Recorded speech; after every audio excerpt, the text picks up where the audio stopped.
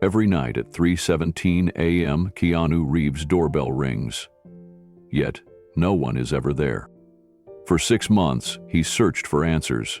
No footsteps, no fingerprints, no face. Until one night, a note appears under his doormat. Don't trust him, run. Who is trying to warn him, and what are they trying to stop? Before we continue this incredible story, let us know where you're watching from. If you enjoy stories like this, subscribe to the channel because tomorrow we have another inspiring story you won't want to miss. Keanu Reeves opened his eyes slowly. The digital clock on his nightstand glowed in the dark. 3:16 a.m. 1 minute until it happened again. He didn't move. He just lay there in the quiet, listening to the soft ticking of the old wooden wall clock downstairs. His bedroom was completely still. No wind outside, no traffic, no sound at all. Just the waiting. He sat up slowly, already bracing for it. His body was tired, his face pale from too many sleepless nights, but his senses were sharp. He'd already checked the doorbell system, replaced the wires, updated the firmware, even had an expert come and inspect the whole electrical line.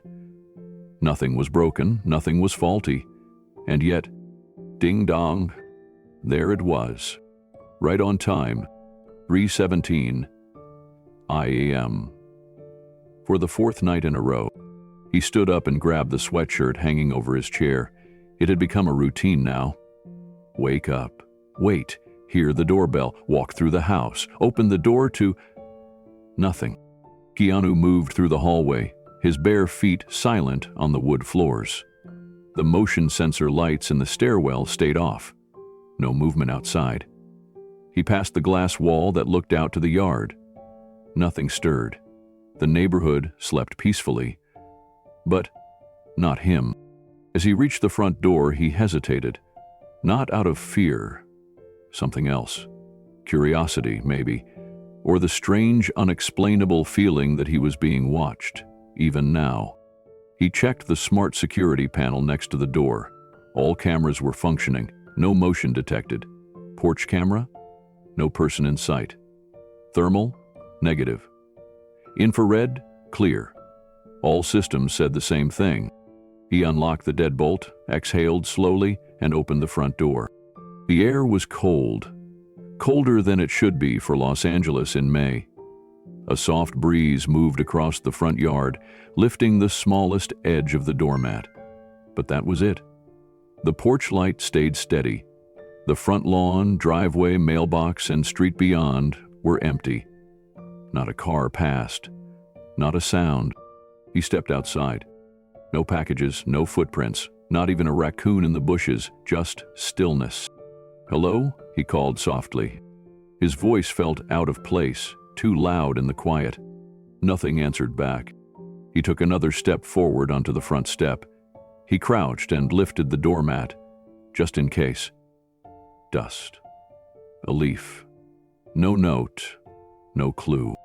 He scanned the edges of the porch, then stood up and looked down the street, from one end to the other. Not a single streetlight flickered. Even the usual rustling of tree branches felt absent tonight. And then, just for a moment, a chill ran through him. Not from the cold, but from the silence. It wasn't just that no one was there. It was the way it always felt the same, like time froze at 3:17 a.m. Like something was waiting for him, just out of reach. He turned around and went back inside. Keanu closed the door softly behind him and locked it. The sound of the bolt sliding into place echoed louder than usual. He stood there for a moment, hand still on the doorknob, as if waiting for something else to happen, but nothing did. Back in the hallway, the house remained exactly as he left it, quiet, dim, familiar, but somehow unfamiliar too. Ever since the first ring, things had felt unsettled. He returned to the kitchen and poured himself a glass of water. As he drank, he leaned on the counter and glanced at the security monitor mounted on the wall. He rewound the porch camera to exactly 3:17 a.m. Back, the porch light flickered on. A breeze moved a few leaves near the steps. The doorbell rang, but there was no one there, just like the last 3 nights. He zoomed in on the footage, then enhanced the lighting, checked shadows, pixel movement, thermal overlays, anything. Still nothing. The software didn't show any heat signature, human or otherwise. He switched to the side yard cameras, then the ones at the gate, then the driveway. All clear. It was as if someone, or something, knew how to avoid being seen. He ran his hand down his face and let out a low breath. For someone who had lived in the public eye for most of his life, he had learned to value quiet, to embrace normalcy. His house wasn't grand by celebrity standards, just peaceful, secure, tucked behind tall hedges, not the kind of place that invited pranks or trespassers. So why now? Why this? Why 3:17 a.m.? He turned off the monitor and sat at the kitchen table, still fully awake. It wasn't just the doorbell, it was the precision, the pattern. Every single night at the exact same moment. It had gone beyond weird. It had become ritualistic, intentional. And that was what unsettled him most. It reminded him of something from years ago. A fan who once left handwritten letters at every hotel he visited, no matter how private or remote. No threat, no harm, just presence.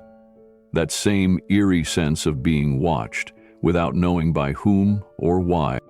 Keanu stood and walked toward the back of the house. He slid open the patio door and stepped into the yard. He listened carefully. Nothing but the whisper of leaves. The wind had died. Even the city behind the hills seemed to hold its breath. He looked up. The sky was clear. Stars stretched endlessly above him, silent witnesses to his confusion. He whispered to the night, more to himself than anyone. "What are you trying to tell me?" But the stars said nothing, and the doorbell stayed silent until tomorrow. Keanu lingered outside for a while longer, arms crossed against the chill. Somewhere in the distance, a dog barked once, then stopped. A car passed faintly on a street far away, but here, in this small patch of earth he called home, time seemed frozen. He glanced toward the hedges lining the fence, tall, thick, almost impenetrable, the kind of barrier meant to keep the world out. But tonight, he couldn't help wondering if they were keeping something in. He turned and walked back into the house, locking the door behind him. Inside, everything looked normal. Kitchen lights dimmed to their usual setting, books stacked on the coffee table, a half-finished script on the couch. But the normalcy felt fake now, like a painting of peace hanging over something waiting to break. He headed upstairs, footsteps soft on the carpet. The clock in his bedroom now read 3:42 a.m. He had been awake for almost 30 minutes, just like every night this week, and sleep had become a stranger. He sat on the edge of the bed and pulled his phone from the nightstand. He opened the app that connected to the motion sensors outside. Nothing. Again. Then he clicked into the saved logs. Each file, labeled automatically by time, showed the same entry. Motion detected. Front entry, 3:17 a.m. No subject identified. Thermal signature, null. He tapped on last night's log. Then the night before, identical. He stared at the phone for a long moment.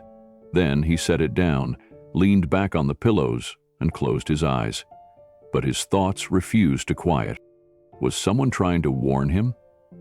Was this a message? Or a threat? He remembered something his mother used to say when he was little. Not all knocks are meant to be answered, Keanu. Some are just meant to wake you up. He never understood what that meant. Until now. But wake him up to what? The house creaked lightly in the settling air. No movement. No sound. And still, his heartbeat refused to slow. He stared at the ceiling and whispered to himself, "If it happens again tomorrow, I'm not ignoring it." For now, he would rest his eyes. But only until the next 317 came. Because deep down, Keanu Reeves knew something had started, and it wasn't going to stop until he found out why. By the sixth night, Keanu Reeves had stopped pretending he might sleep through it. He didn't even get into bed anymore. He sat in the chair by the window, a blanket wrapped around his shoulders and a mug of cold tea on the side table. The clock ticked on the wall, louder with each second. He didn't need an alarm now. His body woke on its own, always at 3:16. I am. Then it came again. Bing dong. Exactly 3:17. Keanu stood up, slow and heavy. His joints ached from the lack of sleep. His eyes were red. He hadn't worked in days, hadn't returned calls. He didn't care. He walked to the front door, not bothering to check the cameras first. He already knew what they would show, or rather, what they wouldn't. He opened the door. The porch was empty. The trees didn't even sway anymore. No breeze, no movement. Just that feeling in the pit of his stomach again, that something was off.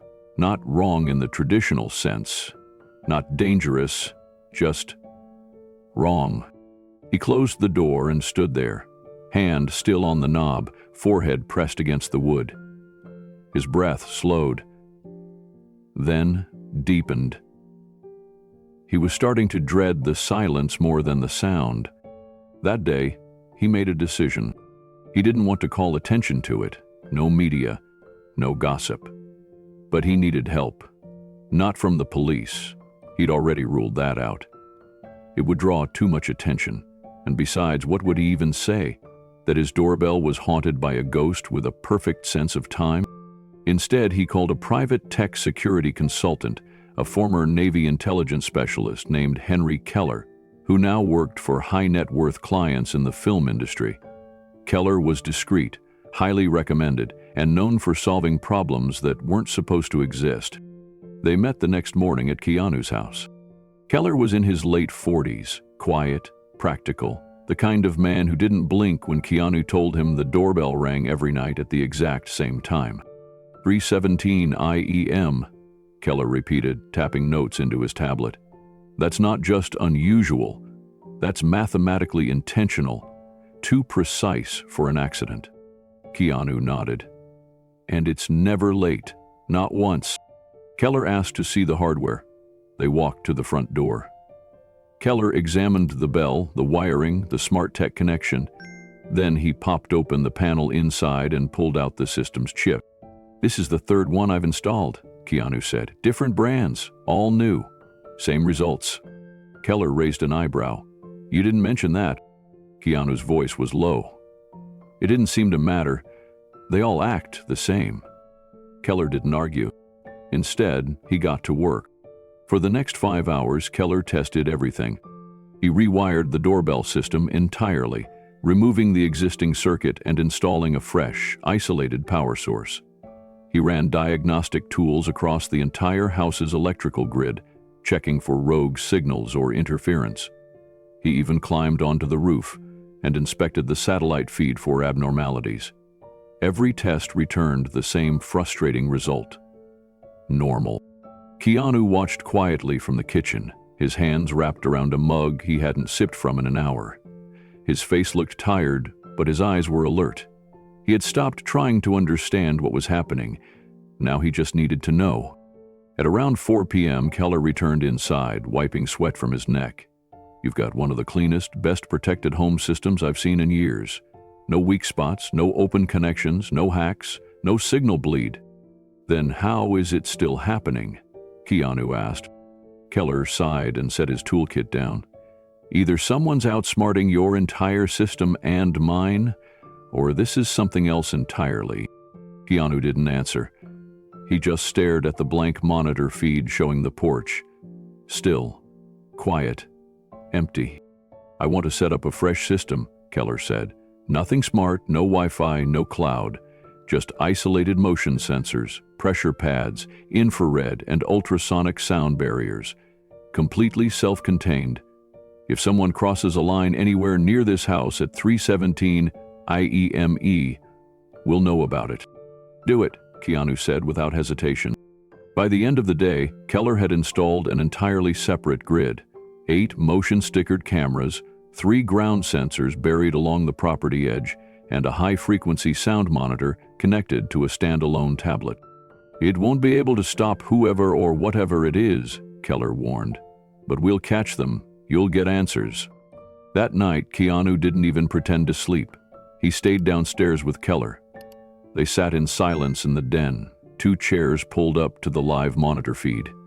The air between them was thick, not with fear, but with something more elusive. Expectation. At 3:16, Keller leaned forward, fingers hovering near the control panel. Keanu didn't move. His eyes stayed fixed on the front porch camera. 3:17. Ding dong. The sound rang clear and cold, echoing through the quiet house. Keller tapped the screen instantly. All cameras rewound and froze at the exact frame. The porch was empty. No movement, he said. He switched to thermal. Nothing. Sound monitor. Ambient wind and electrical hum. No footsteps. No impact. Round sensors, untouched. Keller turned to Keanu, stunned. Nothing. Again. This isn't just a prank, this is methodical. Keanu's voice was calm. I told you. Keller leaned back slowly. Whoever's doing this, they're good. They're leaving no trace, no footprint, no signal. Keanu nodded. But they're not trying to scare me. They're trying to be seen, just not caught. Keller looked at him, and Keanu said, softly, It's not random, it's a pattern. It's a message. The next morning, Keller reviewed the data again, frame by frame, frequency by frequency. He was quiet, more thoughtful than before. He wasn't the kind of man who believed in the paranormal, but he had no rational explanation for what he was seeing. Keanu paced slowly by the window, watching the soft morning light begin to fill the street. He hadn't touched his coffee. It's not just that they come at the same time every night, it's how deliberate it feels. Like it's being timed for something. Like I'm being pulled into a rhythm. Keller glanced up. A rhythm for what? I don't know. But they're trying to tell me something. I just don't know how to listen. That day, Keanu canceled his meetings. He ignored the dozen unread emails from his agent and politely declined 2 script offers. He wasn't in the mindset to think about new roles or awards or anything public. Something had taken hold of his focus, and it wasn't letting go. He walked his property for hours, studying every angle of his home. He checked tree lines, rooftops, power lines. He wandered his driveway and examined the old fence posts like they held secrets. Even the birds seemed to avoid this place lately. Later that evening, as the sun set behind the hills, Keanu sat down with Keller at the kitchen table. He brought out his personal journals, something few people had ever seen. Inside were pages filled with reflections, sketches, memories, even dreams. He had gone back through them all. I was trying to remember if I ever met someone who said 317 meant something to them. A time, a date, a number, anything. He turned one of the notebooks toward Keller. This entry's from 3 years ago. There's a note here. Girl from the shelter, 317 tattoo on wrist. Keller narrowed his eyes. Do you remember her name? Keanu shook his head. She didn't give one. I was doing volunteer work at a women's shelter downtown. One of the girls sketched while I read to the others. I noticed the time on her wrist, 3:17, and asked about it. She said it reminded her when to run. Keller leaned forward. Run from who? She never said, just that she kept moving, said it helped her survive. They sat in silence for a moment, both of them considering the weight of that memory. You think she's the one ringing your bell? Keller asked.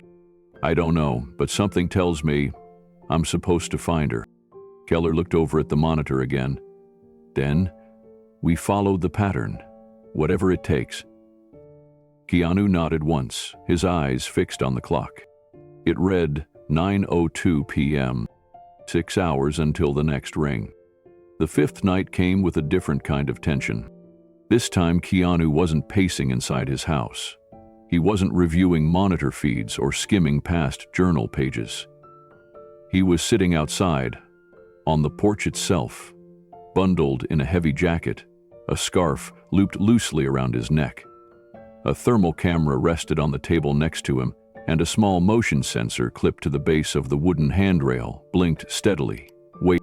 He didn't tell Keller he was doing this. Keller would have advised against it. Too exposed, too unpredictable. But Keanu needed to feel it for himself. Not just through screens, not through data, through his own skin, through the stillness, through the quiet. It was a clear night. The sky above him was vast, dotted with stars that pulsed like tiny heartbeats. The porch light was off. He had turned it off deliberately, wanting his eyes to adjust fully to the dark. The wind barely stirred. Somewhere in the distance, a coyote howled once, low and brief. Then, silence again. He looked at his phone. 3:16 a.m. 1 minute. His breath slowed. His heart didn't race. It just waited. The thermal camera was already rolling, aimed straight at the front steps. He picked it up and scanned left, then right. No unusual heat signatures, no approaching shapes. 3:17 a.m. Ding dong. The bell echoed through the porch like it always did. Soft, exact, and unexplainable. Keanu didn't flinch. He didn't move. He stayed completely still, listening. And for the first time in 5 nights, he heard something. Very faint, fainter than a whisper. Footsteps. Light, quick, retreating. Not the clomp of boots, not the scrape of heavy shoes. More like bare feet on gravel. He lifted the audio monitor from the table and played back the last 5 seconds. The doorbell rang. Then, a split second later, the unmistakable rhythm of someone running. Fast. Away from the porch. He scanned the thermal camera again. Still nothing. But the sound had been real. Not imagined. Not a recording. Something had been there. He stood up slowly and walked to the edge of the porch, the camera still in his hand. The street stretched out ahead of him, perfectly still. He whispered, not knowing why. "I heard you." And the strange thing was, he meant it without fear. He wasn't afraid. He was connected. Whoever had been here wasn't trying to hurt him. They were trying to be heard. Keanu stayed on the porch for several more minutes, scanning the street again, even though he knew there'd be nothing there. The footsteps were gone. Whoever had run away had done it fast, without a trace. But the air felt different now, less cold, less uncertain, as if some invisible wall between him and the truth had shifted, just slightly. He walked to the edge of the steps and set the thermal camera to scan in sweep mode. The device whirred quietly as it rotated across the sidewalk, the fence line, and the street beyond. Nothing. No motion trails, no heat flares. Still, Keanu didn't feel disappointed. He felt something had finally changed. He stepped off the porch and walked down to the end of the driveway. The sidewalk looked ordinary, but now he studied it like a crime scene, a faint indent in the grass. Not deep enough for a shoe print, just pressed, as if someone had stepped there lightly, then disappeared into the dark. He crouched and ran his hand across the ground. The earth was cold, but his palm caught something unexpected. A small piece of broken wood near the edge of the walkway. It wasn't from his fence. Too smooth, shaped almost, like it had splintered from something carried, something intentional. He turned it over in his hand. One side was smudged with what looked like charcoal or pencil lead. He held it up to his nose. Graphite. Fresh. The kind used in sketchbooks. That was when it hit him. The girl from the shelter. The one with the 317 tattoo. the one who sketched quietly in the corner while the others listened to stories. She'd never spoken much. But when she looked up, her eyes said more than words ever could. He stood slowly, the broken wooden shard still in his hand. His mind reeled back through memories he hadn't thought of in years. The way she'd watched him read, how she always sat by the door, how she never stayed long, always left before sunrise. As he whispered again, more to himself, "It's you, isn't it?" Inside the house, Keller's sensor system lit up on the monitor. The motion sensor caught nothing, but the audio sensor showed a 3-second spike at 3:17 a.m. The pattern had officially changed. No longer just a ring. Now, movement. Evidence. Keanu walked back up the driveway, every step deliberate, heart heavier now than ever before. Someone was reaching out. Someone was close. And this time, they'd left a sign behind. Back inside, Keanu placed the graphite-smudged wood piece on the kitchen table under a lamp. It was barely 2 inches long, maybe the edge of a frame, maybe part of a wooden pencil box. But it was real. Tangible. The first clue that didn't vanish by morning. He studied the grooves, the worn edge, a splinter of something old, or something cherished. His thoughts kept circling back to the girl from the shelter. Her sketchbook had been thick, dog-eared, the kind of book that had been everywhere with her. Could this piece have come from it? He pulled out his journal again and found the page he'd marked, the day he wrote down the tattoo. 3:17 etched on her wrist, just above a thin bracelet. Said it was the time she stopped running. Or started again, hard to tell. The next entry was dated 3 days later. No mention of her again, just, "The girl didn't come back today. Something tells me she won't." Keanu sat back, staring at the page. His instinct was rarely wrong. He turned to the security footage and replayed the doorbell moment again, but this time focused entirely on sound. He turned the volume all the way up, closed his eyes, and let the ambient noise wash over him. Then, there it was. The doorbell, a half-second pause. Then footsteps. Soft, quick, barefoot, and something else. Just barely audible. A faint inhale, like someone had been holding their breath. Watching him. The kind of breath you take when you've made a choice. When you're afraid. When you're about to let go. He opened his eyes. That was fear. Not aggression. Not threat. Fear mixed with hope. He grabbed his phone and texted Keller. Theum was here again, left something behind. Keller responded instantly. "On my way, don't touch anything else." But Keanu had already picked the wood up again. He turned it gently in his fingers. Then he noticed something. Etched faintly along the underside, almost invisible, were 3 numbers carved in tiny block print. 417.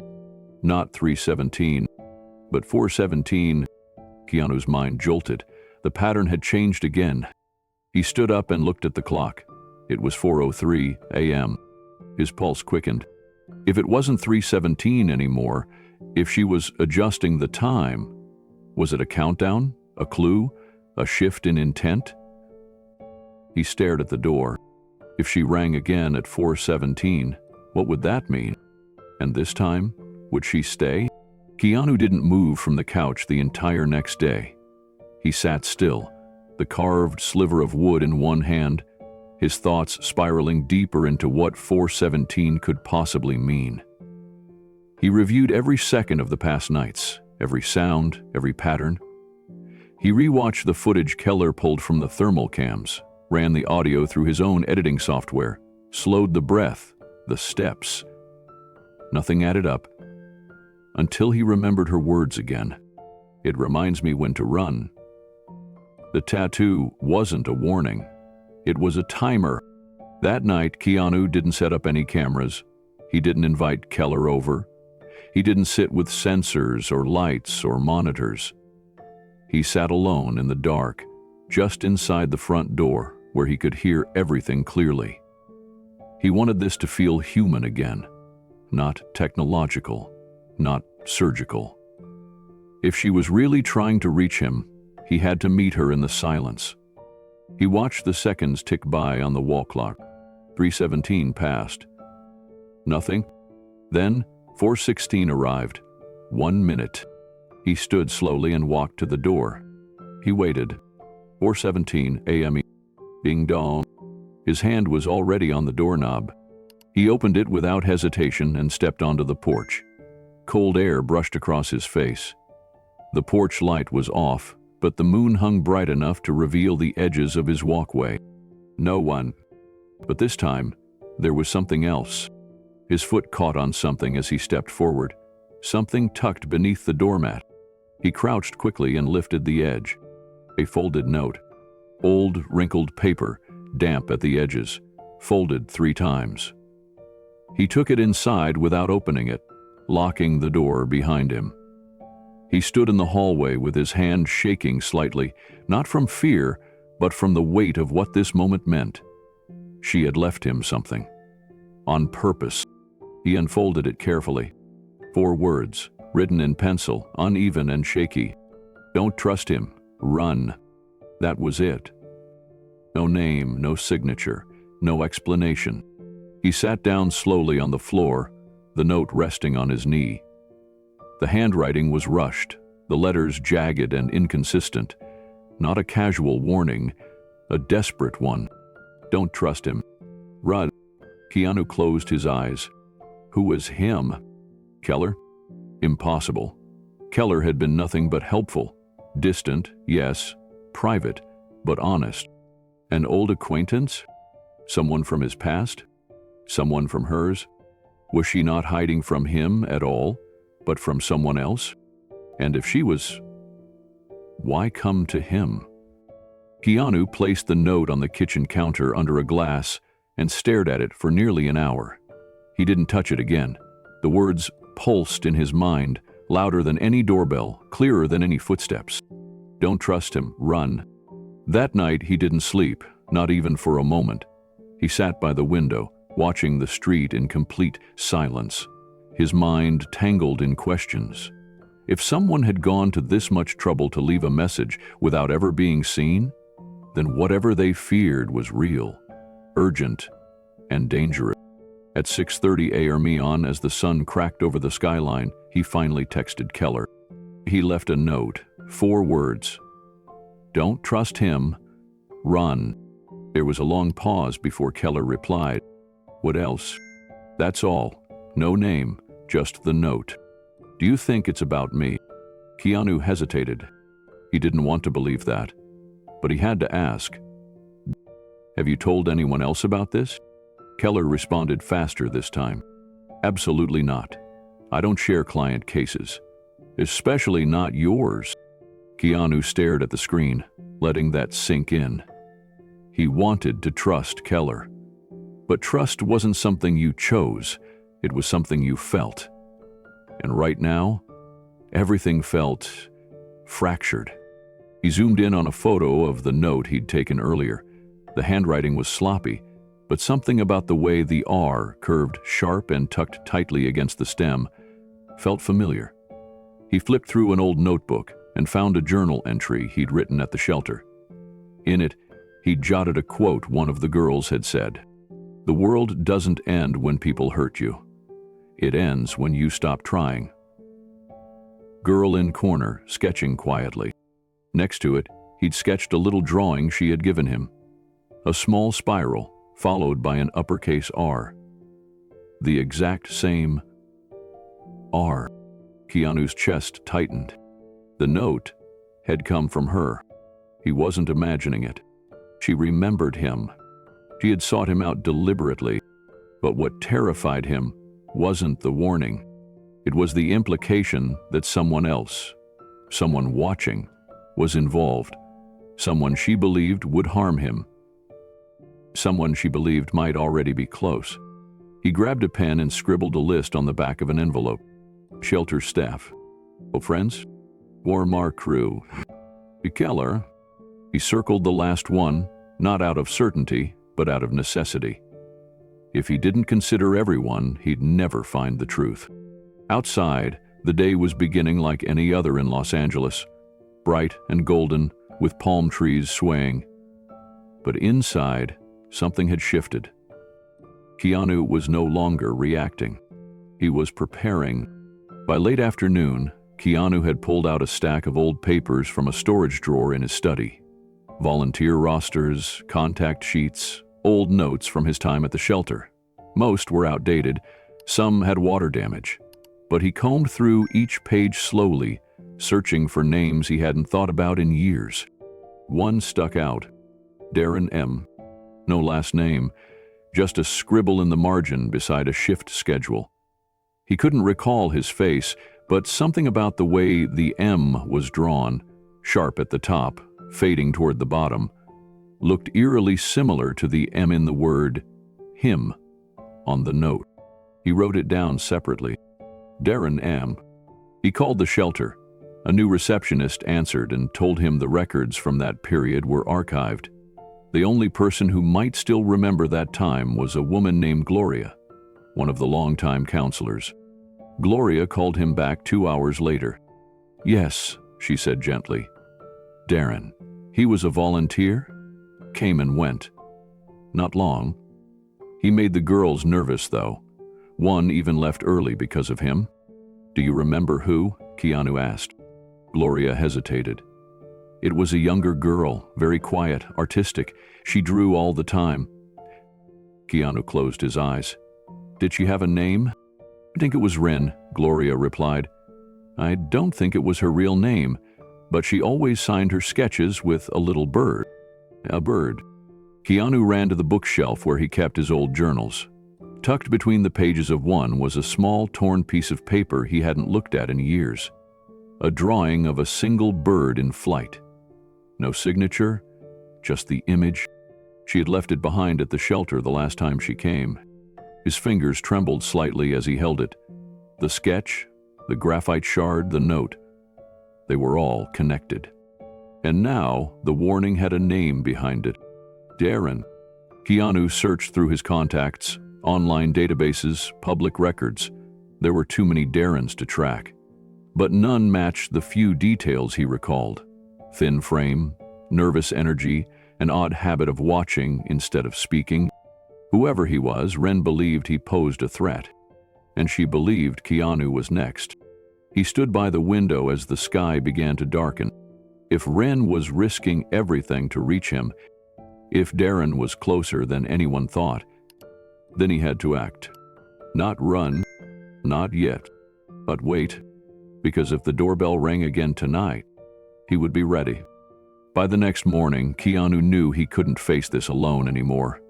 Not with real names circling his head, not with real threats pressing in. He needed someone who understood the shadows. Someone with experience, discretion, and a memory long enough to connect threads most people missed. So he called Detective Elena Marquez. She picked up on the second ring, her voice sharp as ever. "Didn't expect to hear from you before coffee, Keanu." He didn't waste time. "I've got something weird. A note, a warning, possibly tied to someone I met years ago." She went silent for a beat. Then, "Same address?" "Yeah. I'll be there in 30. True to her word, she pulled into the driveway just after 7:00 a.m. Stepping out in plain clothes and dark glasses, her badge clipped inside her coat but hidden from view. She was always professional, even with old friends, maybe especially with them. Inside, she listened carefully as Keanu walked her through the entire timeline. The doorbell, the lack of evidence, the graphite shard, the shelter memory, the name Ren, and finally, the note. He slid the folded message across the table. Elena read it once, then again. Then she leaned closer, her finger tracing the pressure marks in the pencil strokes. "You said she was an artist?" she asked. "Yeah." "Whoever wrote this has anxiety in the hand. Look here," she pointed. "Sharp indentations on the R and T, hesitation tremors on the downstroke. But this handwriting, it's familiar." Keanu raised an eyebrow. "Familiar how?" "I've seen this kind of lettering before," she said. "Not exact, but close. A woman I worked with once, Sophie Yoon. She was a forensic handwriting technician, brilliant, obsessive, used to train whistleblowers how to disguise notes like this one." Keanu's expression shifted. The name scraped something in the back of his mind. The employee continued. "She vanished years ago. No trail. We worked one case together. Charity fraud. Millions in missing grant money. Sophie found out someone on the board was laundering through shell accounts. The day before she was set to testify, she disappeared." Keanu leaned back, processing. "I think I remember her. Kind of quiet, long hair, always wore a lanyard." "That's her," Elena said. "She was at your charity's audit in New York.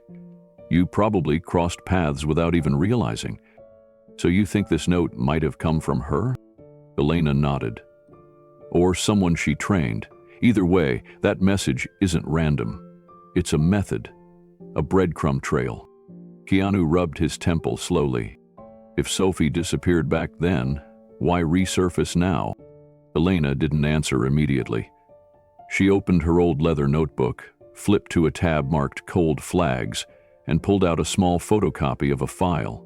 Sophie Yun's original ID from the New York fraud case. Keanu stared at the photo. It had been a long time, but he did remember her now, quiet, always listening. She'd sat in on one of his meetings about the outreach grant for abused teens. She hadn't spoken a word, just took notes and nodded thoughtfully when others interrupted.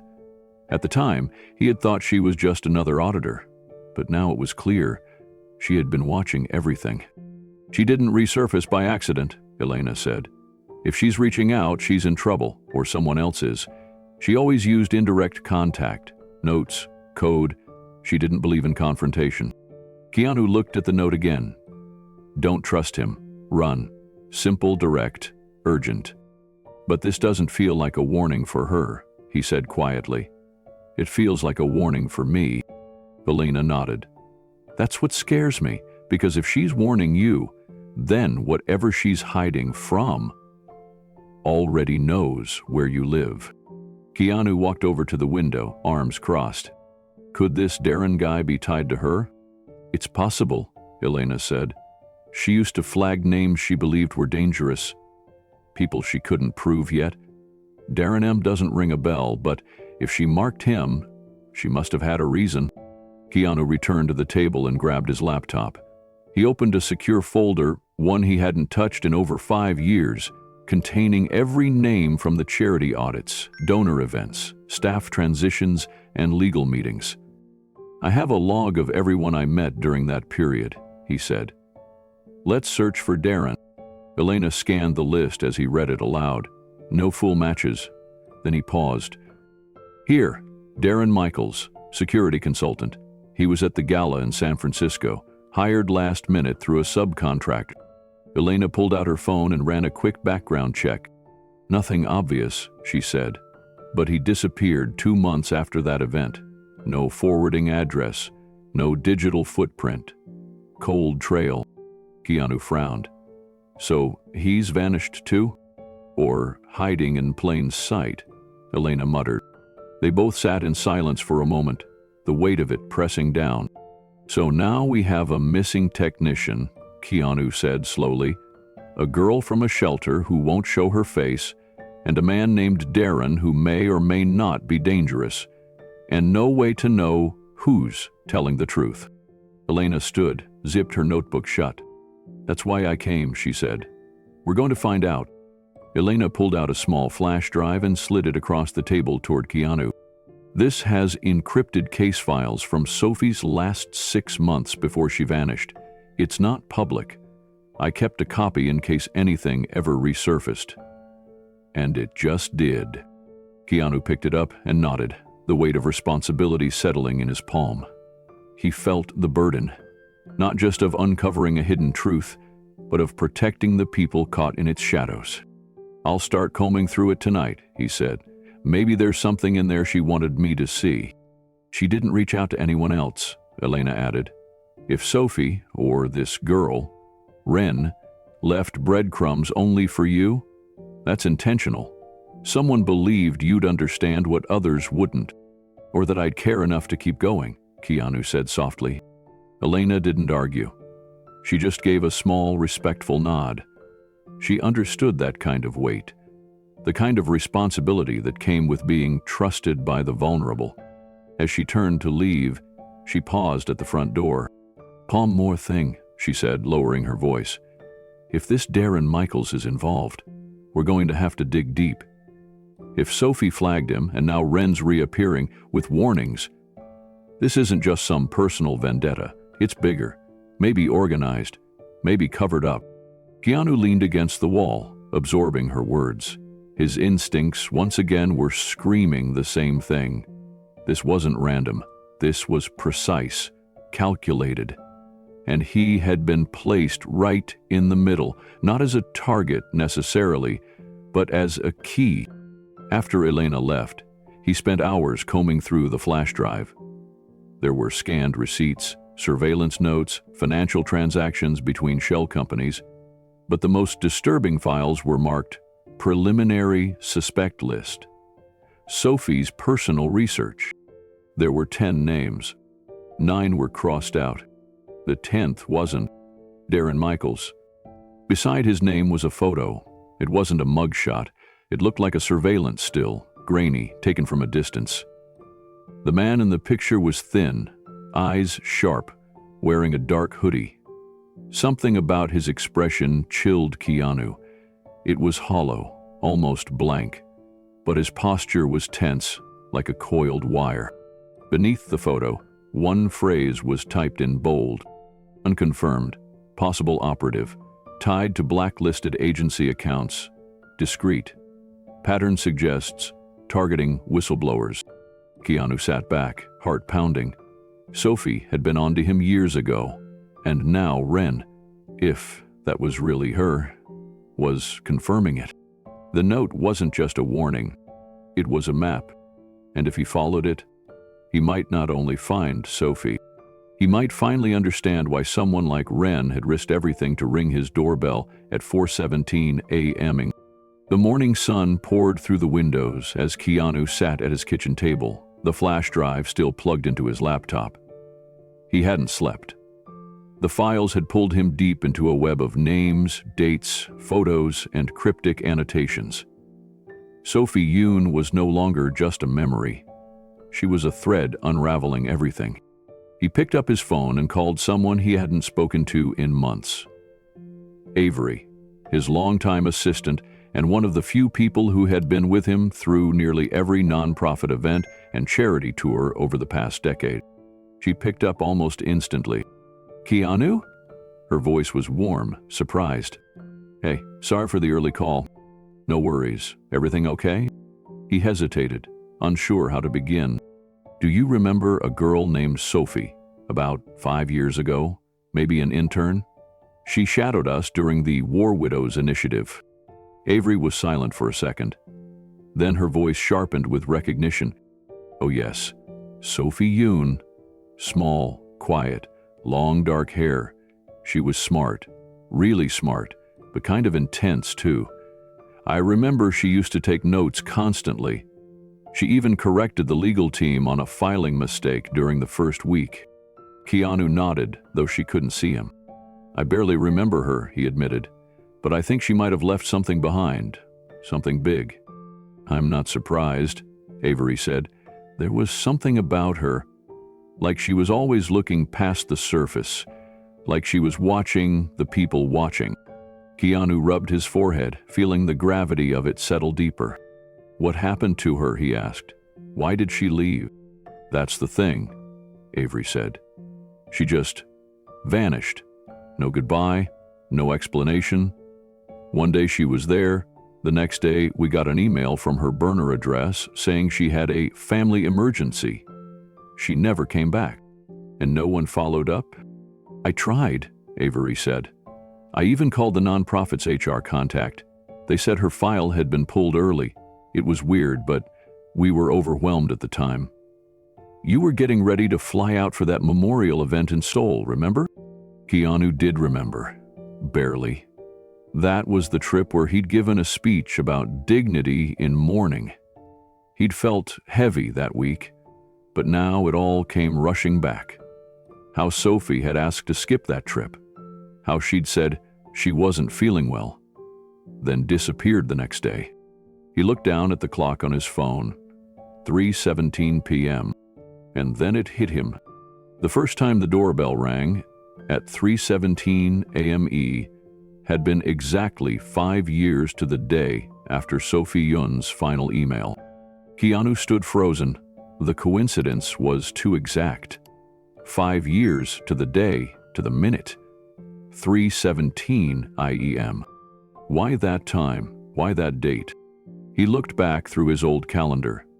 5 years ago, Sophie's final email had been time-stamped 3:17 IM. Avery was still on the phone. He walked back to the counter, holding the phone tighter now. Avery, you said she used to take a lot of notes. Do you remember if she ever gave you anything? Left behind files or scribbles? Anything strange? There was a pause. I don't think she gave me anything. But I remember her sketching a lot. Not just words. Symbols, too. I asked her about them once, and she said it helped her remember patterns. Patterns? Like people's habits, meeting times, speech rhythms. She said she'd been working on something personal, something that involved timing. I didn't push. She was really private. Keanu's mind began connecting dots. Sophie had been tracking something even then, something that revolved around routine and rhythm. Could the doorbell be part of a code? He pulled open the drawer where he had tucked the note, the shaky handwriting, the rushed warning. It now looked less like fear and more like the last desperate line of a pattern being completed. If Sophie had been warning him since the day she disappeared, then this wasn't just a cry for help. It was a countdown. He opened one of the encrypted files on the flash drive marked sequence logs. At first glance, it looked like rows of numbers. But at the top of the file was a simple title, Time of Contact Attempts. 3:17 appeared over and over, repeated entries, morning, early morning, all 5 years, from different devices, different IPs. She had been trying to reach him since the beginning. But why now? Why leave a note only after 5 years of silence? Avery spoke again, breaking the quiet. Allie comments, I just remembered something. I went back through some of the donor event photos recently for an anniversary spread. There's one from the art therapy program. You're in the background, and Sophie is sketching near the table.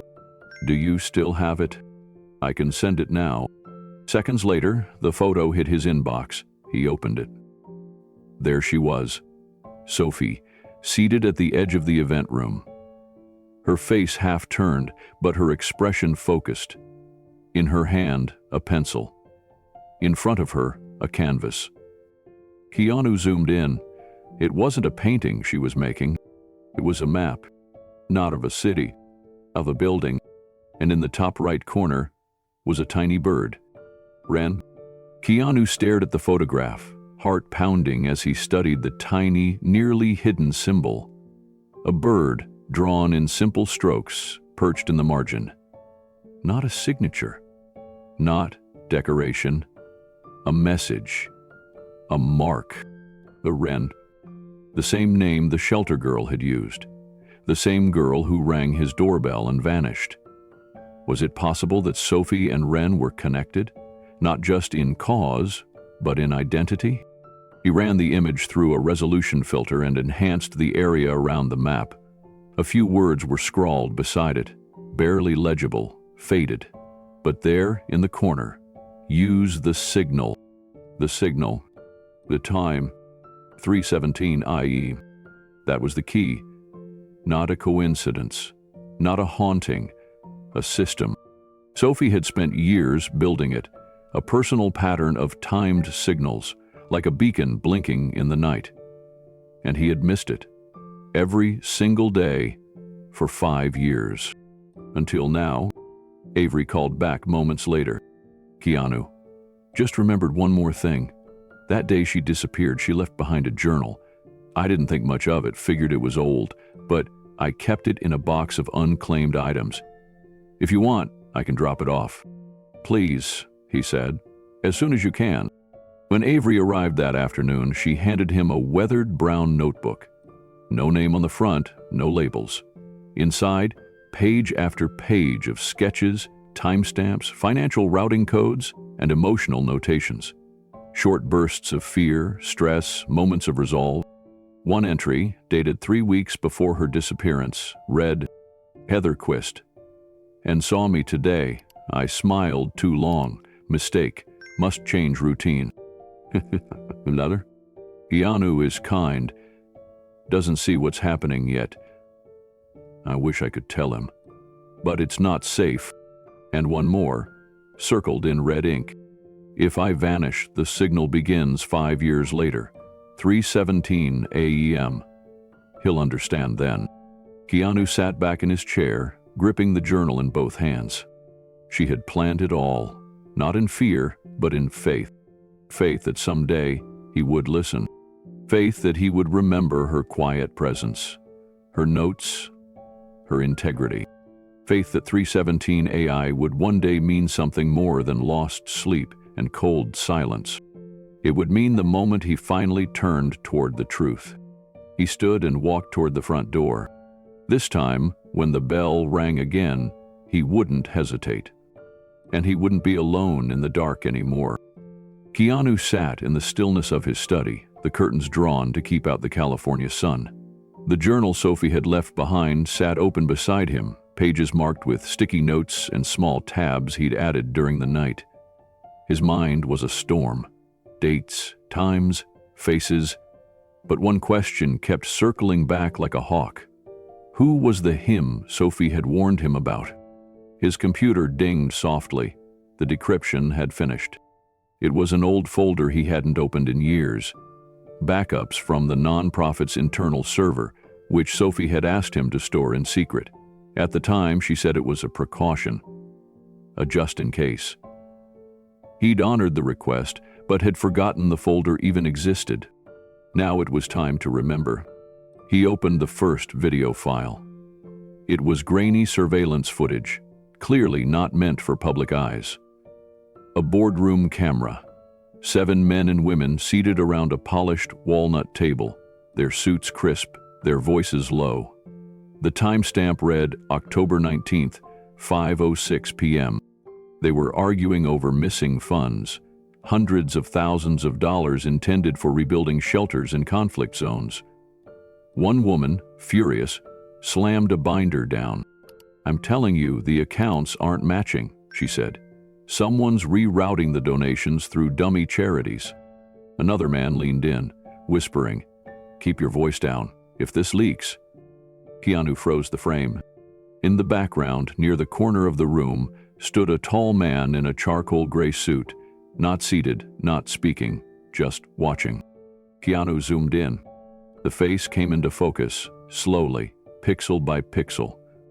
It was Thomas Virelli, Keanu's head of security, the man who had stood by his side for nearly a decade, the one who walked him through crowds, shielded him from chaos, and vetted every single person that came near his private life.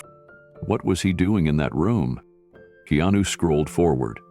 Thomas never spoke. He never intervened, but he remained there. Throughout the entire 40-minute meeting, arms folded, eyes cold. He hadn't just been present. He had been observing. Keanu sat back, a chill running through him.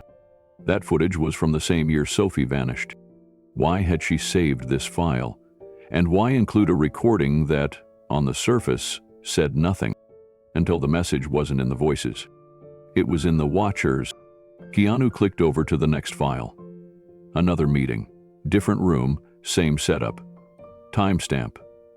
November 2nd, 3:14 p.m. Different people arguing this time. A man from the board slammed a folder shut and said, "We handled the problem, no more leaks." In the far corner, Thomas again. Keanu stared at the screen, stunned. 2 separate meetings, 2 separate dates, and the same man, Thomas. present but never participating. No introductions, no recorded commentary, no explanation for why his head of security, someone who claimed to have never been involved in his nonprofit affairs, had been standing silently in high-level meetings about financial misconduct. He tried to recall anything, any hint, that Thomas had ever spoken about these events, but nothing came to mind. Thomas had always been professional, respectful, quiet. Keanu paused the video again and clicked to a third file. The camera was lower quality this time, maybe from a hidden phone. It showed a hallway outside the nonprofit's legal office. No timestamp, but it was labeled in Sophie's handwriting. Final confirmation. A woman entered the frame. Sophie, younger, confident. She wore a dark sweater and carried a manila folder. Her expression was tight, nervous, but composed. She stepped toward the camera and spoke softly. "I don't know how much longer I have access. If something happens to me, if this gets erased, let this be proof." The man from the meeting. His name is Thomas Virelli. He works in security, but he isn't with the nonprofit. He answers to someone else. The recording ended abruptly. Keanu's stomach dropped. Sophie had named him. Clearly, directly. He checked the metadata. The file had been created 2 days before her final email. The truth had been sitting in his archives for 5 years. A sound from the hallway jolted him. Footsteps. Slow. Familiar. "Keanu?" It was Thomas's voice. Calm. Unbothered. Keanu snapped the laptop shut, heart pounding. "In here," he called back, steadying his voice. Thomas stepped inside, sunglasses still on, his usual tactical calm wrapped around him like armor. "You all right?" he asked. "You didn't answer your phone. Figured I'd check in." Keanu studied him now with new eyes. Every detail. The small scar beneath his chin. The perfectly pressed jacket. The man who never said too much, never got in the way, but was always there. Always watching. "Yeah," Keanu said slowly, just sorting through some old files. "You ever hear of a woman named Sophie Yoon?" Thomas's brow furrowed. "Just slightly. Name sounds vaguely familiar. Was she with one of the volunteer teams?" Keanu gave a slow nod. "She shadowed us for a while, disappeared suddenly." Thomas shrugged. "A lot of them come and go. Most don't last." "Why?" Keanu forced a neutral smile. "Just trying to reconnect some dots." Thomas didn't press. He simply nodded. "Well, if anything comes up, let me know. I'll be around." As he turned to leave, Keanu's mind raced. He couldn't show his hand yet, not until he knew more. But one thing was certain. Sophie hadn't vanished because of fear alone. She had vanished because she'd seen something she wasn't supposed to. And now Keanu knew who had been standing in the shadows all along. Keanu waited until the front door clicked shut before moving. He stood perfectly still for a moment, listening to the silence of the house. Then he turned back to his laptop and reopened the files. His hands shook slightly as he copied the 3 recordings Sophie had saved onto a separate encrypted drive. He needed help, but not from Tomas. His first instinct was Elena Marquez. The detective had earned his trust years ago, and she'd already helped identify Sophie's handwriting. If anyone could cross-check these files against deeper federal records without triggering alarms, it was her. He messaged her one sentence. "I found him in the background." Then he attached the first clip. While waiting for a reply, Keanu returned to the journal. Near the back was a section marked, "In case of silence." Inside, Sophie had written a sequence of numbers, most of which looked like bank routing info, GPS coordinates, and oddly, time markers like 3:04, 3:12, and 3:17. He noticed something strange. Each entry was paired with a phrase. 3:04, he arrives. Through the 12, the window narrows. 3:17, final bell. It wasn't just a doorbell schedule. It was a timeline, a recurring cycle. And 3:17 wasn't just a moment of contact. It was the end of the window, the final moment before something reset or closed off. Elena finally messaged back, "I just watched it. You sure that's Varelli?" Keanu replied immediately, "He's in 3 different meetings. Same year Sophie vanished." A pause. Then she replied, "Then you need to hear what I just found." Varelli's private consulting firm, under a different name, was registered 6 months before the first meeting in your footage. That firm took payment from an offshore account belonging to one of the board members Sophie accused. The air left Keanu's lungs. It was real, all of it. Varelli hadn't just been a passive observer. He'd been placed there. To watch, to report, and possibly to silence. Keanu sat in the dark for a long time, eyes on the laptop, mind miles away. Sophie had known. She had carried this weight alone, built a backup system, scheduled a secret warning into the rhythm of time itself, and then vanished, hoping someone, someday, would listen. She'd chosen him. Now it was his turn to act. He sent one more message to Elena. "I'm going to confront him, but I need to know what else he's hiding." Her reply came back in seconds. "Then I hope you're ready, because the next 3:17 is tonight." And this time, Keanu would be waiting, with his eyes wide open. The sun had just slipped behind the hills when Keanu sat down at the long wooden table in his home studio, laptop open, headphones on.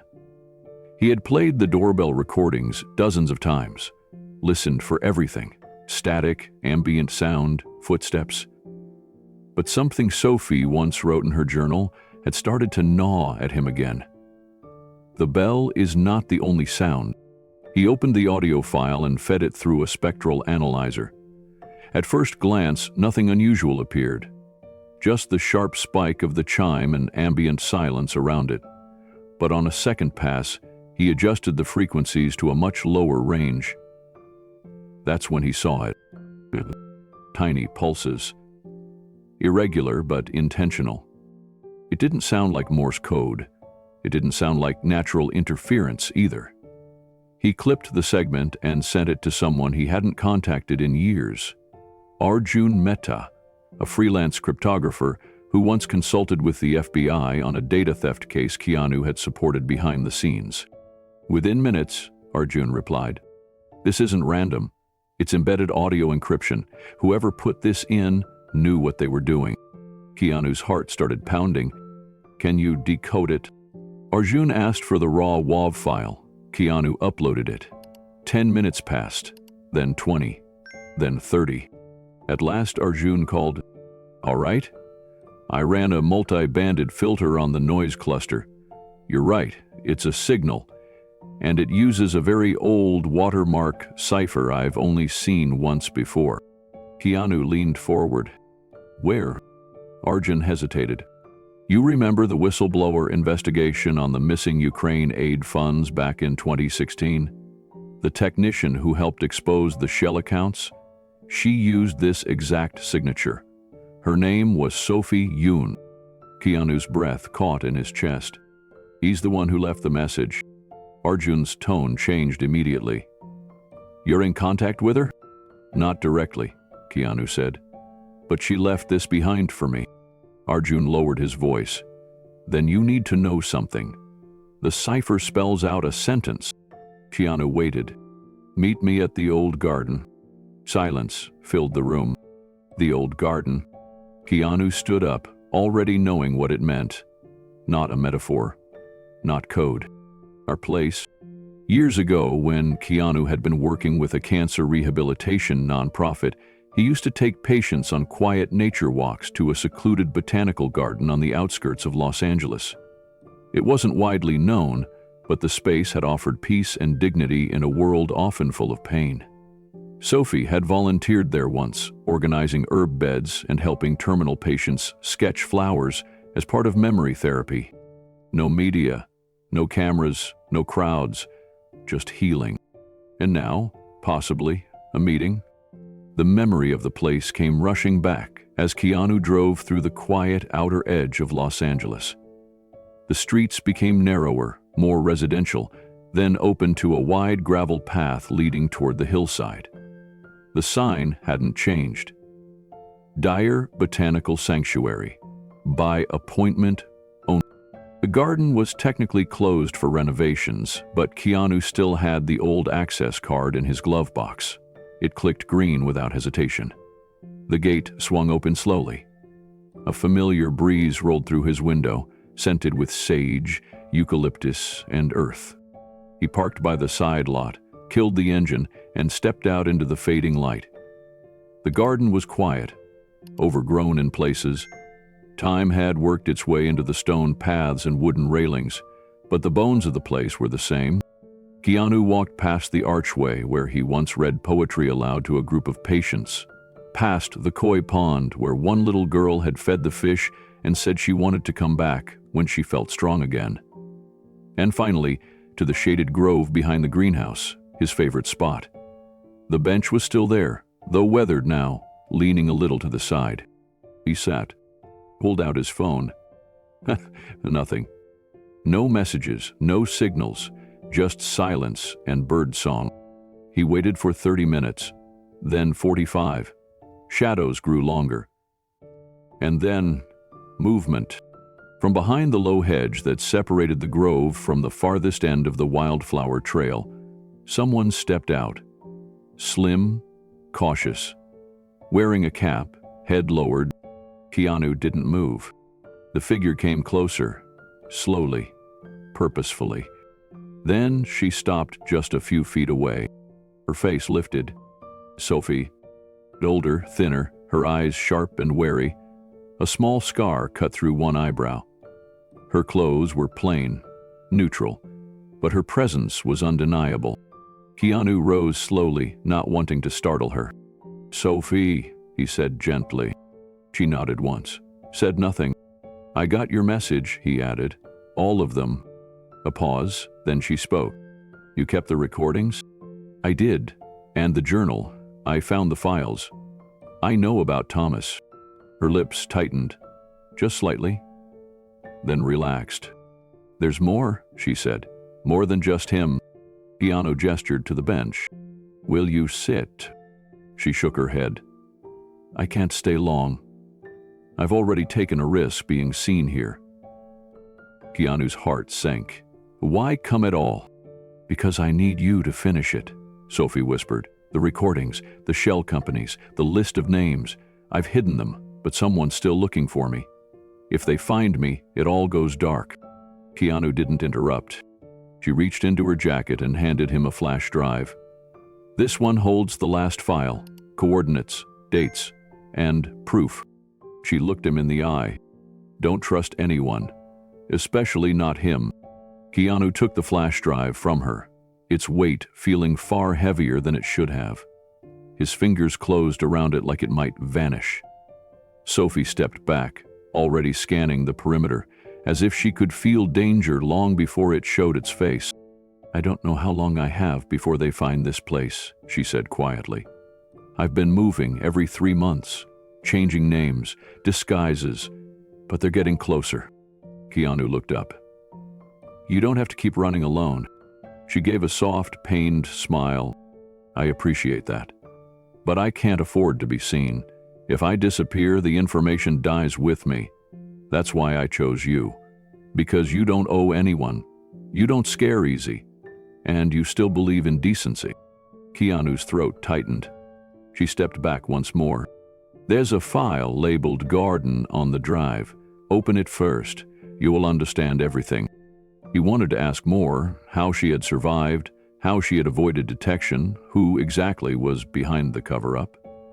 But he could see the tension in her eyes, the urgency that couldn't be delayed.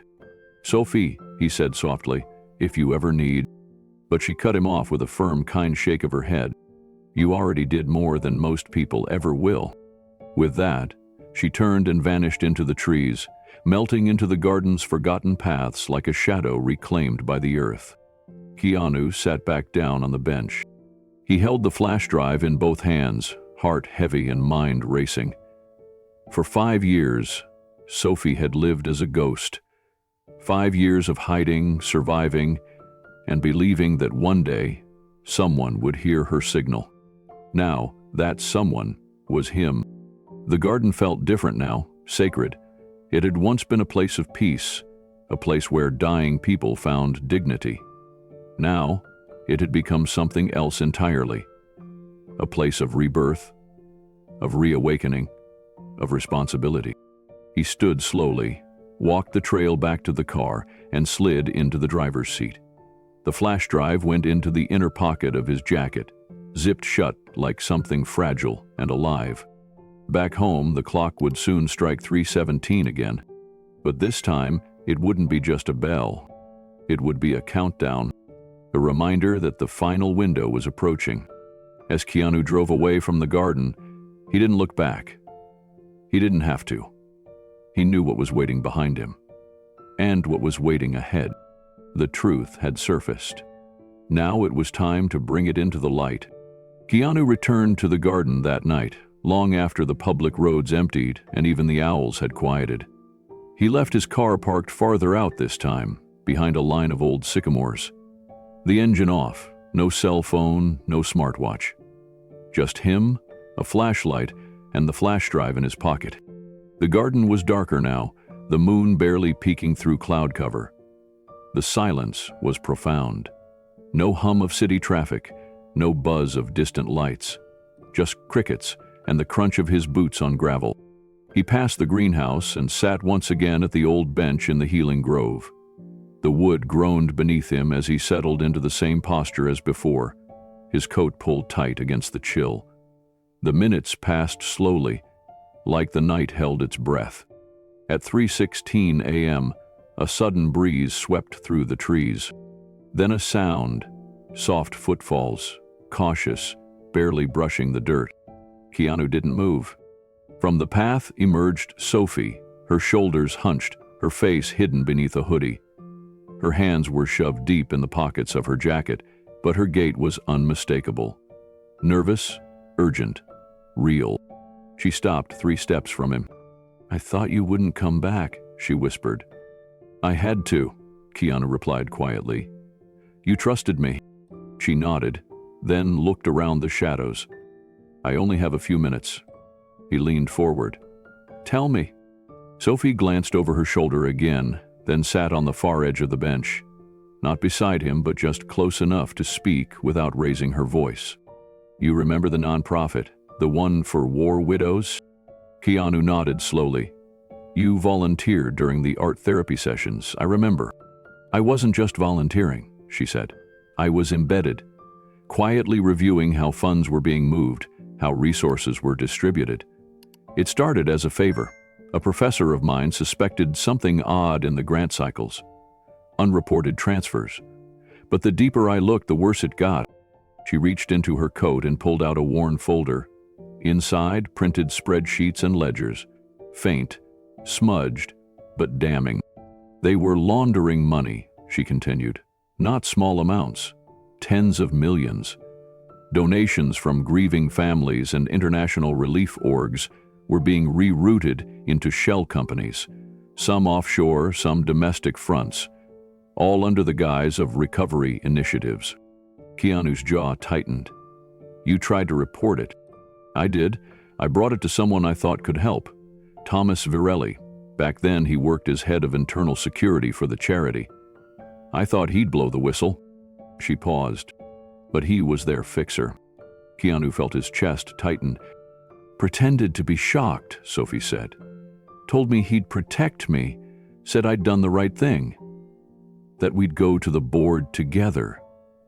Then, 2 days later, I woke up to find my apartment broken into, my hard drives wiped, and my personal ID flagged as compromised in government systems." Keanu clenched his fists against his knees as Sophie continued, her voice low but steady. "They erased me," she said. "Not just from the investigation, my whole life. My phone number got flagged in watch lists. My email was locked. My landlord got a notice that I was under inquiry. My name was pulled from university records as if I never finished my degree. All of it coordinated." Keanu shook his head slowly, trying to grasp the scale. And you think Thomas was behind it all? Sophie's eyes were heavy, sad. I don't think. I know. She reached again into her coat and pulled out a smaller envelope. Inside were printed photographs, surveillance images, clipped security footage stills. One showed Thomas outside a bank in Zurich. Another showed him entering an unmarked building in Istanbul. Then another, this time in a suit, standing beside a man Keanu recognized from a documentary on political finance fraud. I followed the money after I disappeared, Sophie said, piece by piece, hiding my IP address, encrypting my trail. Every time I got close to uncovering the larger network, something strange happened, like I'd been flagged in advance. Keanu looked at the images. The one of Thomas burned into his memory. I trusted him, he muttered. He's been with me for nearly 10 years. Sophie nodded. That's why I couldn't warn you directly. I couldn't risk you telling him, accidentally or otherwise. That's why I waited until exactly 5 years. Because I knew by then he would have relaxed, stopped watching you so closely. Keanu turned to her, his voice rough. Why me? She looked away for a moment, then back again. Because even when everyone else around that charity went silent, you didn't. You kept asking questions. You showed up to every board meeting. You demanded transparency. You put your own money into the foundation when funding mysteriously dried up. That meant something. He stayed quiet, letting the weight of her words settle. I knew, she continued, that if I gave you something undeniable, you'd take it all the way. You wouldn't let them bury me.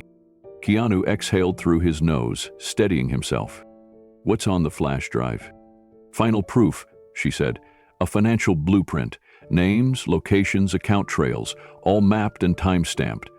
But it also includes a back door, something I installed into their internal servers before I disappeared. If you use it, it'll unlock a mirrored database I kept offline, but it has to be done carefully. If they sense a breach, they'll erase the entire structure. Keanu's eyes narrowed. They'll come after you.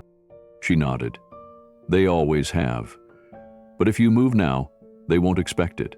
Not from you. The wind shifted, rustling the trees overhead. Sophie's eyes darted toward the shadows beyond the path. I have to go soon, she said, her voice lowering even more. Staying too long in one place. It's how people like me disappear for good. Keanu touched her arm gently.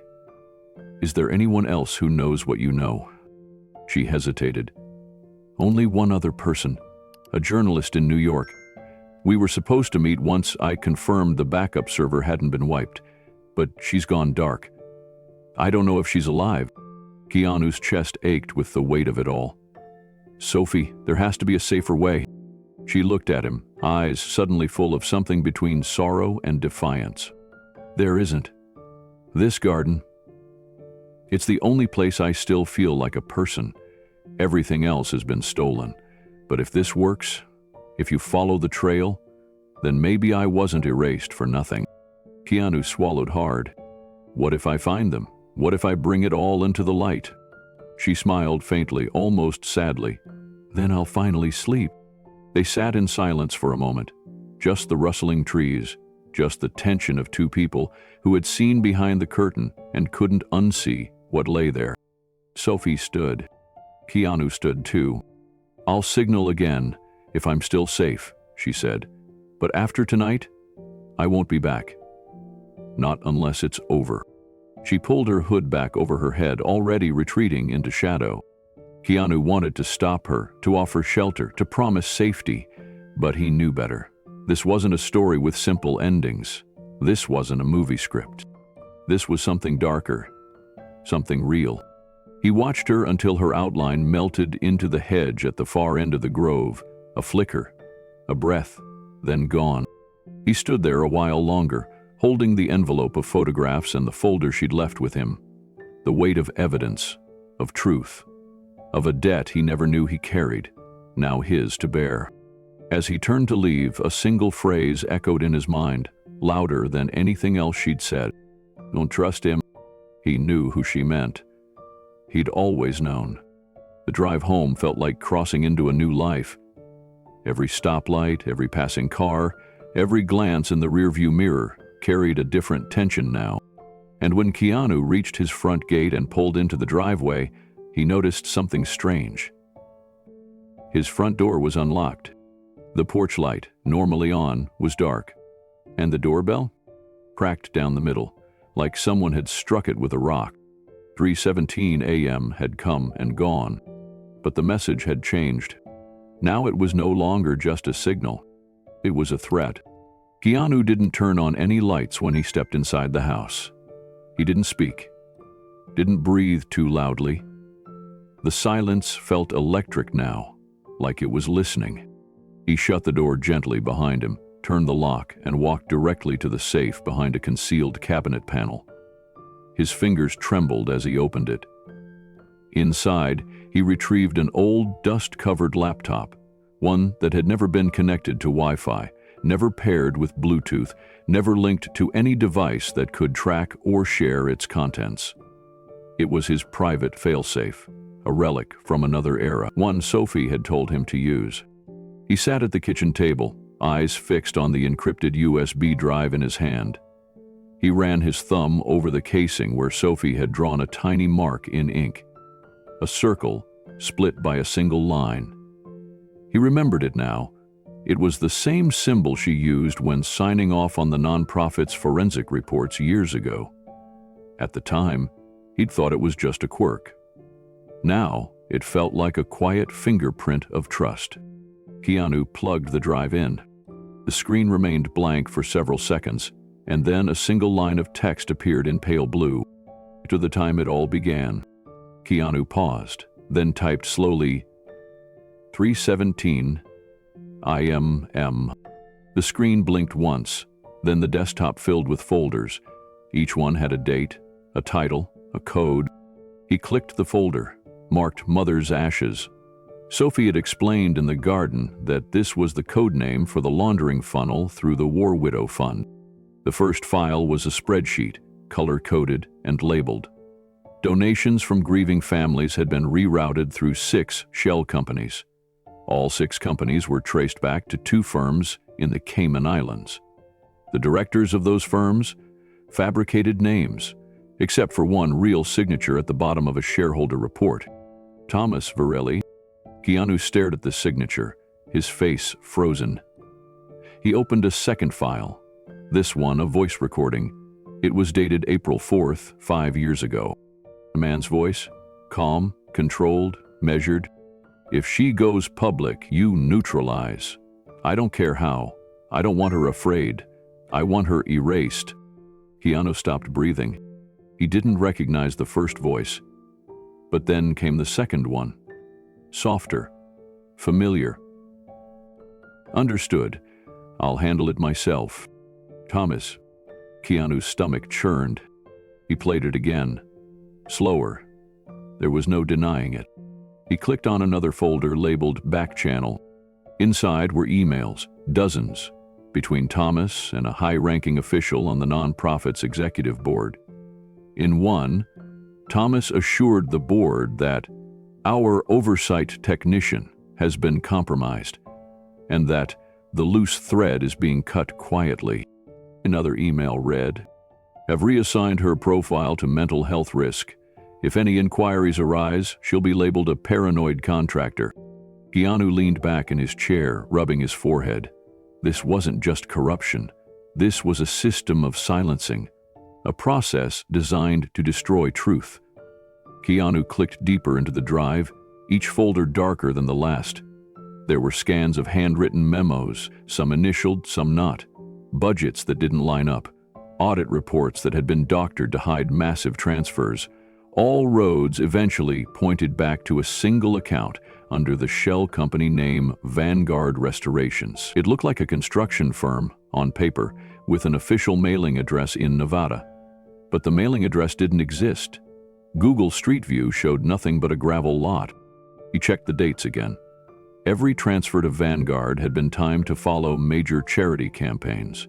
usually after highly publicized events like disaster relief galas or emotional fundraising drives. When people gave the most from their hearts, that's when the money was quietly rerouted. Keanu's chest tightened. He clicked a video file next, dated a month before Sophie disappeared. The timestamp read 2:14 IEM. It showed grainy black and white footage from a parking garage.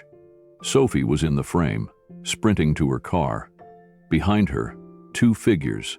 One of them was unmistakably Thomas. The second was masked.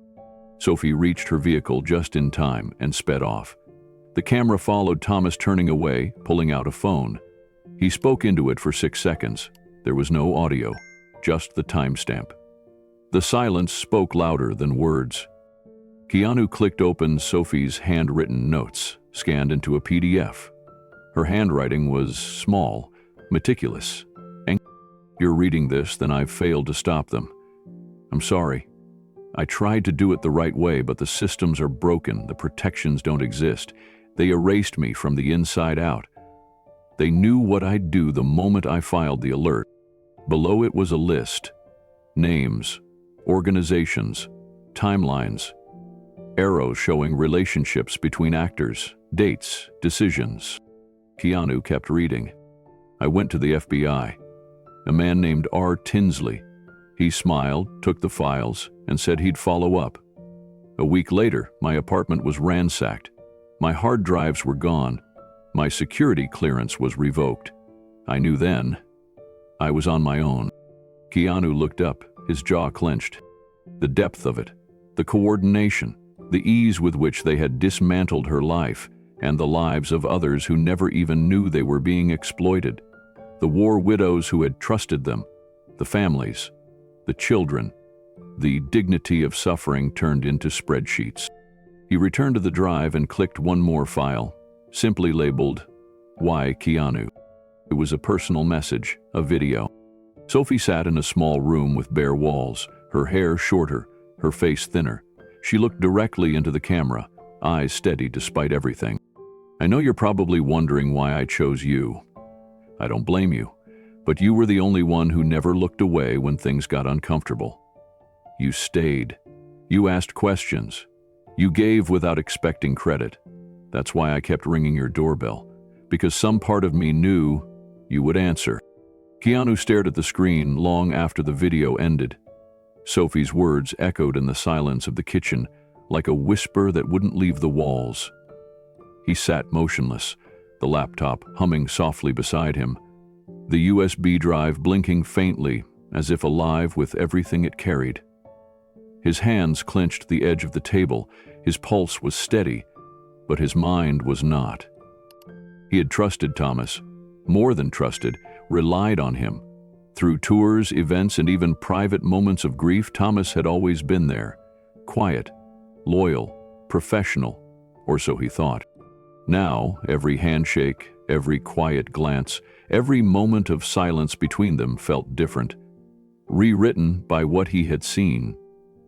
Underneath the shell of order had been a machine of manipulation, intimidation, and betrayal. Keanu leaned forward, opening a folder marked Final Plan. There were blueprints, not of buildings, but of operations. Dates lined up with events Keanu had attended, a gala, a memorial, a press conference, all matched with entries marked Diversion Successful and Transfer Cleared. His own presence had been used to shield transactions. His reputation, the very thing he had built on kindness and transparency, had been used to legitimize the theft. He felt sick, but one document brought a sharp chill. A draft obituary. It had Sophie's name, date of birth, a fabricated cause of death, a quote from a non-existent cousin, and a photo, old, blurry, slightly off, but it was her. They had been prepared to erase her completely, publicly. He clicked the last file, a voice memo. "Sophie again. I've run out of places to hide.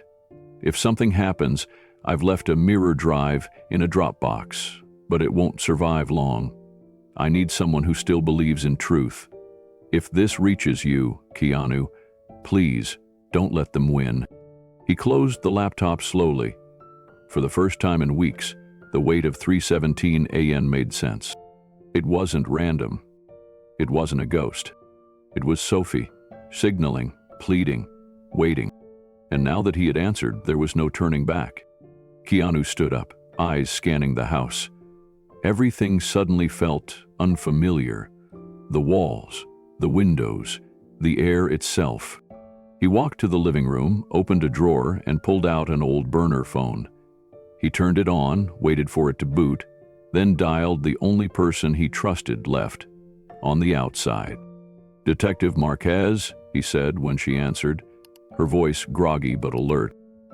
"I have something," Keanu whispered. "It's real. All of it." Sophie was right. There was a pause, a breath. "I'm on my way," she said. And just like that, the next chapter began.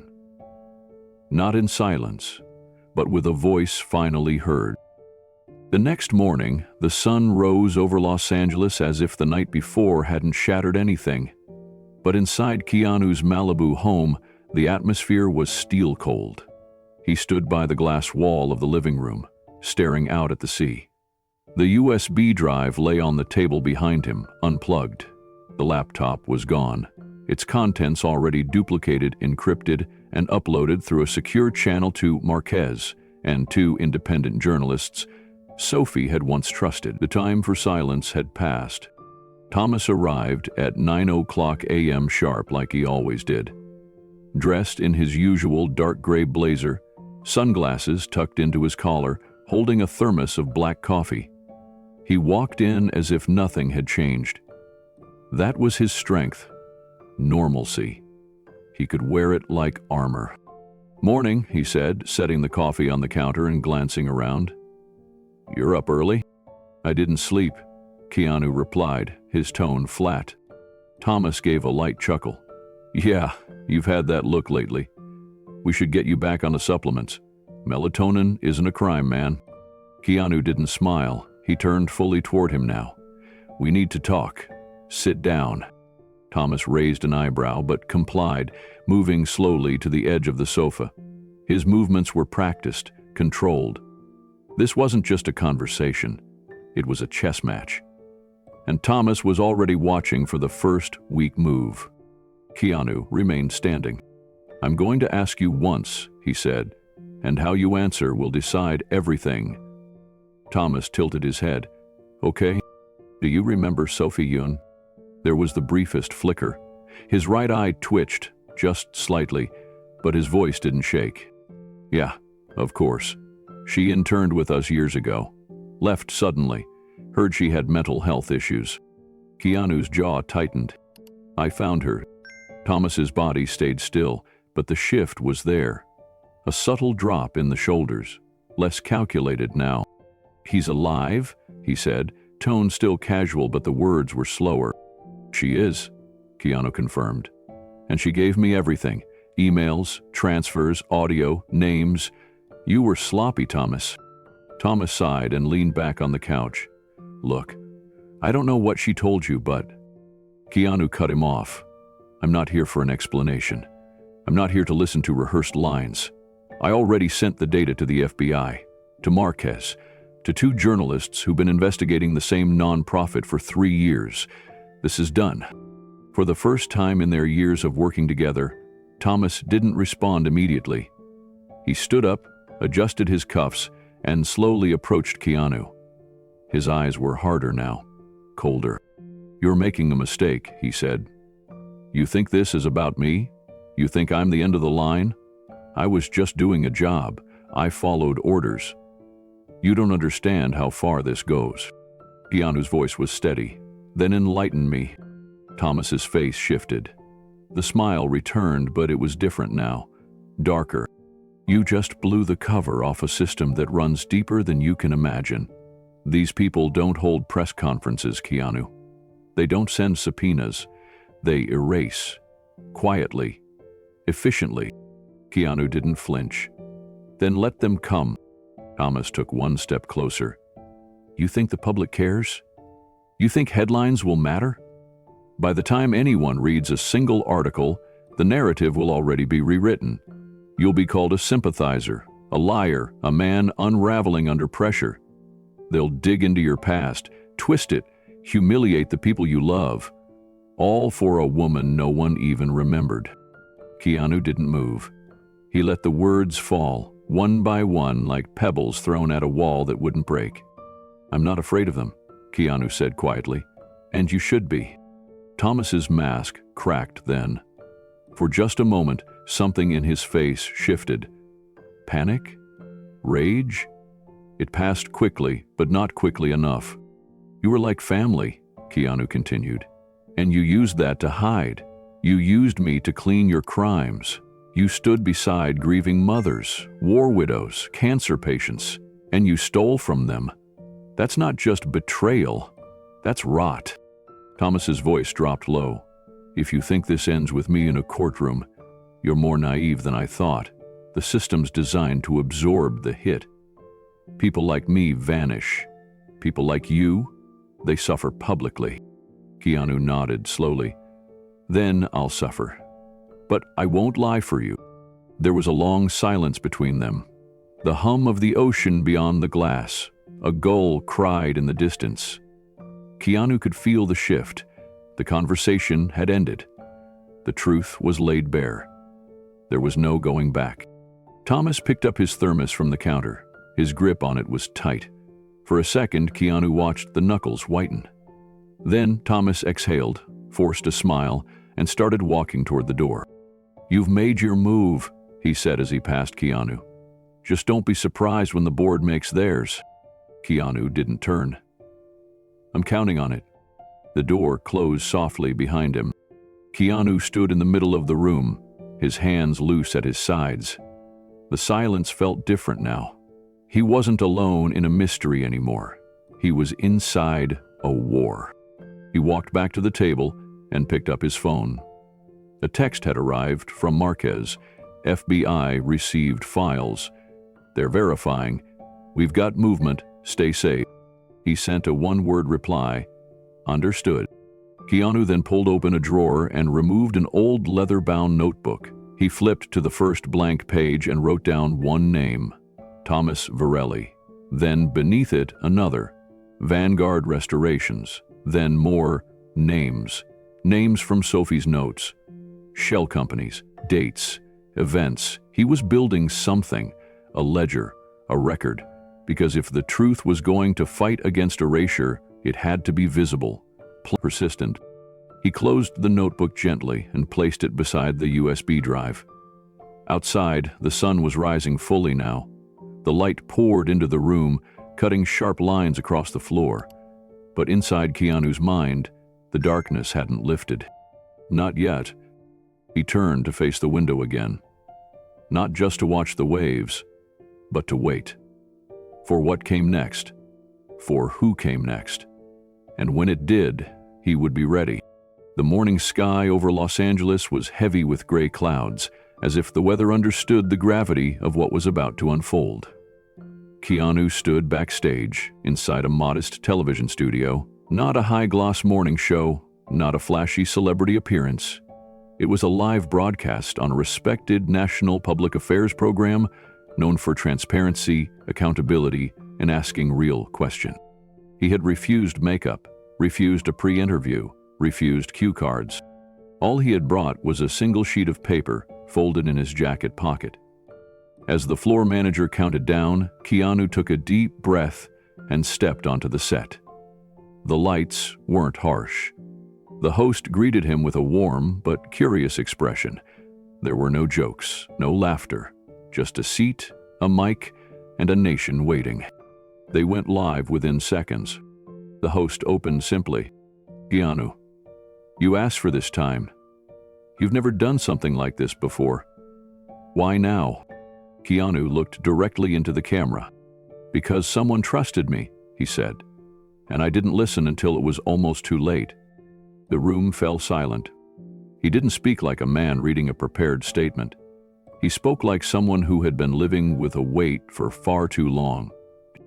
There is a nonprofit that many of you have heard of, one that claims to support war widows, disaster victims, and medical relief for children. I worked with them. I believed in their message. I donated, I endorsed, and unknowingly, I helped cover up something awful. He paused. I won't name it here, but I will tell you this. Millions in donations never made it to the people who needed them. The money was funneled through fake contracts, shell companies, and diverted into the hands of people who used tragedy as a mask. The host sat frozen, no questions, just listening. Keanu continued. There was a young woman named Sophie Yoon. She was a forensic technician. Quiet, brilliant, ethical. She found the cracks. She tried to raise the alarm, but when she did, people in power tried to silence her. She disappeared for 5 years, and while the world forgot her, she never stopped trying to get the truth out. He looked down briefly, then back up again. She reached out to me in the only way she thought she could, and when I finally listened, I saw what she had seen. Every file, every message, every betrayal. She did everything right. And she paid the price. He pulled the folded paper from his pocket and laid it on the table in front of him. This is a list of organizations I've worked with since 2003. I've asked each of them to open their books, to bring in third-party audits, and to commit to public transparency. If they don't, I will withdraw completely. No money, no face, no name. That statement alone was enough to shake institutions. But this isn't about me, he added. This is about how we treat truth, whether we protect those who risk everything to defend it, or let them vanish in silence. By the time the interview ended, the impact had already begun. Within minutes, the segment went viral. Social media exploded. Clips of Keanu's calm but devastating words were posted across platforms, shared by news outlets, celebrities, veterans, nurses, and even high school students. The hashtag Sophie Yoon began trending in multiple countries. People asked the same questions. Who was she? What did she find? Why did she vanish? And most haunting of all, how many more Sophies are still out there, unheard? Within hours, several major corporate donors quietly withdrew from the unnamed charity. A few issued vague statements about financial restructuring, but the public wasn't interested in polished press releases. They wanted answers. Whistleblowers from other organizations began to step forward, some anonymously, some with names and faces, all with stories that echoed Sophie's. Truth buried, pressure applied, silence bought. By that afternoon, Keanu's interview was replayed in full on several major networks. Commentary shows debated the implications. Analysts tried to connect dots. Former board members of the nonprofit were suddenly unavailable for comment. One legal analyst pointed out that even without naming the group, Keanu had indirectly confirmed enough for federal investigation to begin. The FBI's cybercrime division reportedly received a surge in tips, and through all of it, Keanu stayed silent. Not a single tweet, no follow-up press conference, no media appearances. Just that one live moment of truth. But others spoke in his place. A retired accountant named Marcus from Ohio posted a video explaining how he was once pressured to sign off on shady invoices from the same charity.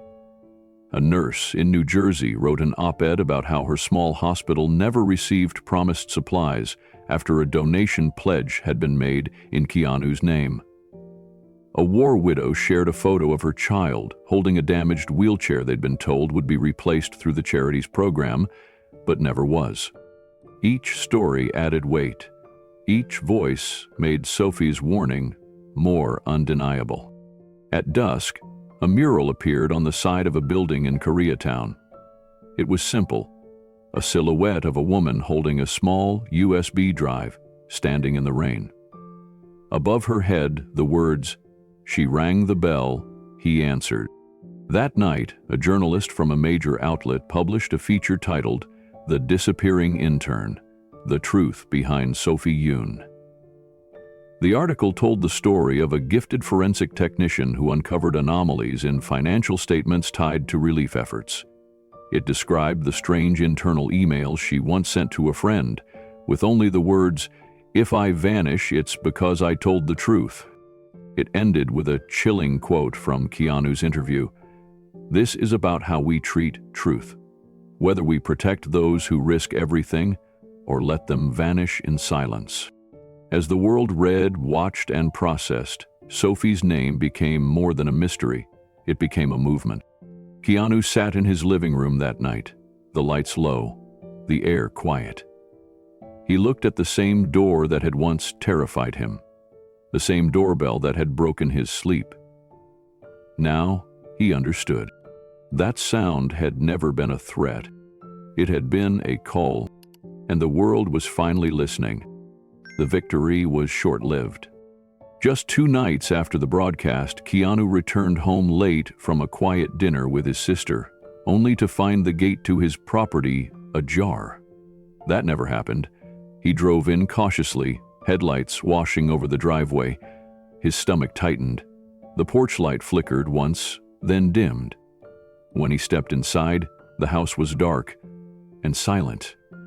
Too silent. The hallway floor creaked under his steps. A chill swept down his spine as he noticed something small, barely noticeable, but wrong. The edge of a photo frame on the entry table was askew. He never left it like that. Moving deeper inside, the signs became more obvious. A drawer left half open in his study. A faint imprint in the dust on his bookshelf. And then, the safe. It had been opened. Not forced, not smashed. Opened.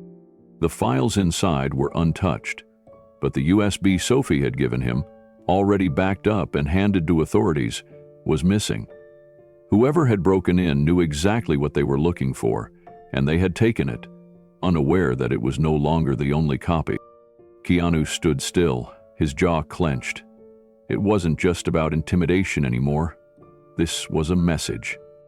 Across the city, the threat reached Sophie too. She had been hiding in a borrowed apartment above a flower shop in Echo Park, arranged quietly by Detective Elena Marquez. It was simple, unlisted, safe. Or so they thought. But that same night, Sophie heard a noise just before 3:00 a.m., a soft click, then the unmistakable sound of a window sliding open. She grabbed the burner phone Keanu had given her and ducked into the narrow bathroom. No shoes, no bag, no time. As footsteps echoed down the hallway, she opened the bathroom window and climbed down a fire escape with trembling hands. By the time police arrived, tipped off by Elena tracking the burner phone, Sophie was gone. But so were the intruders. The apartment had been searched, her laptop destroyed, her notes missing. Only one clue remained, a small sticker left behind near the kitchen sink. A black falcon, wings spread wide, embedded in a hexagon. Elena recognized it immediately. A private security firm known as Falcon Mark. They didn't just do celebrity protection or asset transport. They handled black bag contracts, covert surveillance, digital cleanup. And they had long-standing connections with several questionable nonprofits, one of which was the very group Sophie had exposed. Keanu met with Elena that morning, eyes sharp but tired. "They're not coming for the truth," he said. "They're coming for the silence." Elena nodded. "And they've done it before. A journalist in Brazil, a whistleblower in Munich, all linked to Falcon Mark. Quiet deaths, no questions." Sophie's face was pale, but her voice didn't tremble. "I have one more copy," she said. "The original. It's not digital, not encrypted, just raw files, ink, receipts, photographs. I hid it before I vanished." Keanu leaned forward. "Where?" Sophie hesitated, then gave a bittersweet smile. "The garden. There's a maple tree near the eastern trailhead. I planted it during one of the healing walks for a little girl with leukemia. Her name was Rose. No one would think twice, but under that tree, buried in a waterproof box, everything is there. They arrived at the garden just before dusk. Keanu drove, Sophie in the passenger seat, bundled in a hoodie, eyes flicking between shadows. Detective Elena followed in an unmarked car behind them, watching for any tails. The farther they got from the city, the quieter it became, until the air was filled with nothing but the sound of tires on gravel and the occasional whisper of wind brushing against the trees. The eastern trailhead looked untouched. Overgrown in some places, the dirt path curved into a grove of young trees, each planted in memory of someone. Sophie stepped out, walking slowly. Her feet hesitated only once, when she saw the little wooden plaque at the base of the tree. It had faded over time, but the words were still there. Her rose, "May you grow stronger in every season." She knelt, brushing away dry leaves, her fingers trembling. Keanu stood guard nearby while Elena walked a wider perimeter, checking their surroundings. Sophie dug carefully with her bare hands, then stopped. Her fingertips struck plastic, a hard shell buried deep in the roots. She pulled it out, a waterproof gray container, still sealed. Inside were dozens of printed documents, photos, and receipts wrapped tightly in plastic sleeves. A few handwritten notes, signed by Sophie, explained the timeline, the accounts, the offshore transfers. There were names, accountants, law firms, 3 board members directly tied to Thomas Varelli's operations. The evidence was overwhelming, undeniable. Elena stared at it, stunned. This is enough to unravel the entire network. But they didn't have time to celebrate. In the distance, the crunch of tires.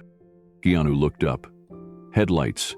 2 black SUVs slowed at the garden's outer gate, then turned down the private access road. Keanu didn't flinch. He turned to Elena. "Get Sophie out of here." Elena nodded immediately and reached for Sophie's hand. "This way." Keanu stepped out onto the trail as the SUVs came to a full stop. 4 men exited, dressed in black, earpieces in place, weapons holstered but visible. The same falcon emblem glinted faintly on one of their belts. One man approached. "Mr. Reeves," he said, voice low, "you have something that doesn't belong to you." Keanu didn't move. His voice was calm.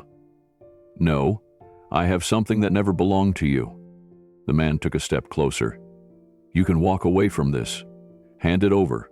This is bigger than her." Keanu's eyes didn't waver. "That's exactly why I'm not walking away." From the trees behind him, Elena's voice rang out. "The FBI's already en route. Back up, or you'll be on camera, doing something you won't be able to scrub." The men paused. One looked at the SUV, then back at Keanu. A long, quiet standoff. Then slowly, they retreated. The lead man gave a thin smile. "This isn't over." Keanu replied without blinking. "No, it's just beginning." The SUVs backed out. The tires spun once in the dirt and disappeared into the night. Keanu turned to where Sophie and Elena stood, Sophie clutching the gray box to her chest. The wind stirred the leaves at their feet, the maple tree above them swaying ever so gently. For 5 years, she had lived in fear. Now, standing beneath that tree, with Keanu beside her and truth in her hands, Sophie finally exhaled. The silence had ended, and the fight for justice had truly begun. The wind carried a kind of hush that night, as if the whole garden had chosen to hold its breath. The moon was low, casting a pale glow over the maple tree and its surroundings. Keanu and Sophie walked the trail, slowly, silently, side by side. She carried a lantern. He carried the box. They didn't speak much, not out of fear, but out of respect for what the moment meant. They had already given the files to federal agents earlier that evening, but there was one more thing Sophie wanted to retrieve: a handwritten journal, her personal log, buried under the roots of the tree. Not evidence, just truth in its purest form. The things she'd seen, the thoughts she couldn't say aloud, the record of her conscience. They reached the maple at exactly 3:15 a.m. Sophie knelt again, brushed aside the leaves with her hands, and began to dig. Keanu stood behind her, his eyes on the trees, his senses wide open. He knew this night might not end peacefully. Too much had been exposed. Too many had too much to lose. Then the sound. Not a ring. Not yet. But the slow approach of tires crunching over gravel. Keanu turned. At the base of the trail, headlights appeared through the mist. A black SUV. No markings. No hesitation. It stopped just short of the entrance. A door opened. Thomas Varelli stepped out. He looked older in the moonlight. Not tired, calculating. His jacket was unbuttoned, his shirt collar stiff, his presence cold. He didn't raise his voice as he walked toward them. "I told you, Keanu, you didn't understand who you were crossing." Keanu stepped between Sophie and Thomas without a word. He stood firmly, body square, voice quiet but unwavering. "She's not afraid of you anymore." Thomas's eyes darted to Sophie, still crouched near the base of the tree, her hands trembling slightly over the soil. "Of course she's afraid," he said. "She should be." "No," Keanu said.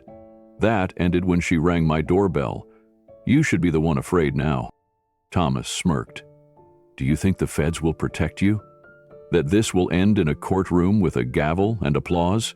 You don't know these people. You don't know how many others are involved." Keanu's voice didn't change. "Then they'll all go down, together." Thomas took a step closer. "You're willing to risk everything for her?" "I'm not risking anything," Keanu said. "I'm standing with someone who risked everything already." Suddenly there was movement in the SUV. Another man stepped out, armed, silent, eyes on Keanu. Keanu didn't flinch. He spoke without turning his head. "Sophie, back away slowly. Stay behind me." She obeyed, rising slowly, keeping the lantern low. Her hands were dirty, her heart raced, but her legs were steady. Thomas lifted a hand, as if giving a silent signal. But before anything could happen, a new sound sliced through the stillness. Helicopter blades. Far off, but growing louder. Then sirens. 3 unmarked SUVs came down the far road, their lights off until the last second, and then, flashing red and blue, cut through the darkness like lightning. The FBI had arrived. Elena had kept her promise. The sudden rush of headlights caught Thomas off guard. For a split second, he froze. The armed man beside him reached for his holster, but Keanu stepped forward, firm and fearless. "Don't," Keanu said, his voice low but commanding. "It's over." The SUV doors flew open. Agents in tactical gear surged forward. In seconds, Thomas and his associate were surrounded.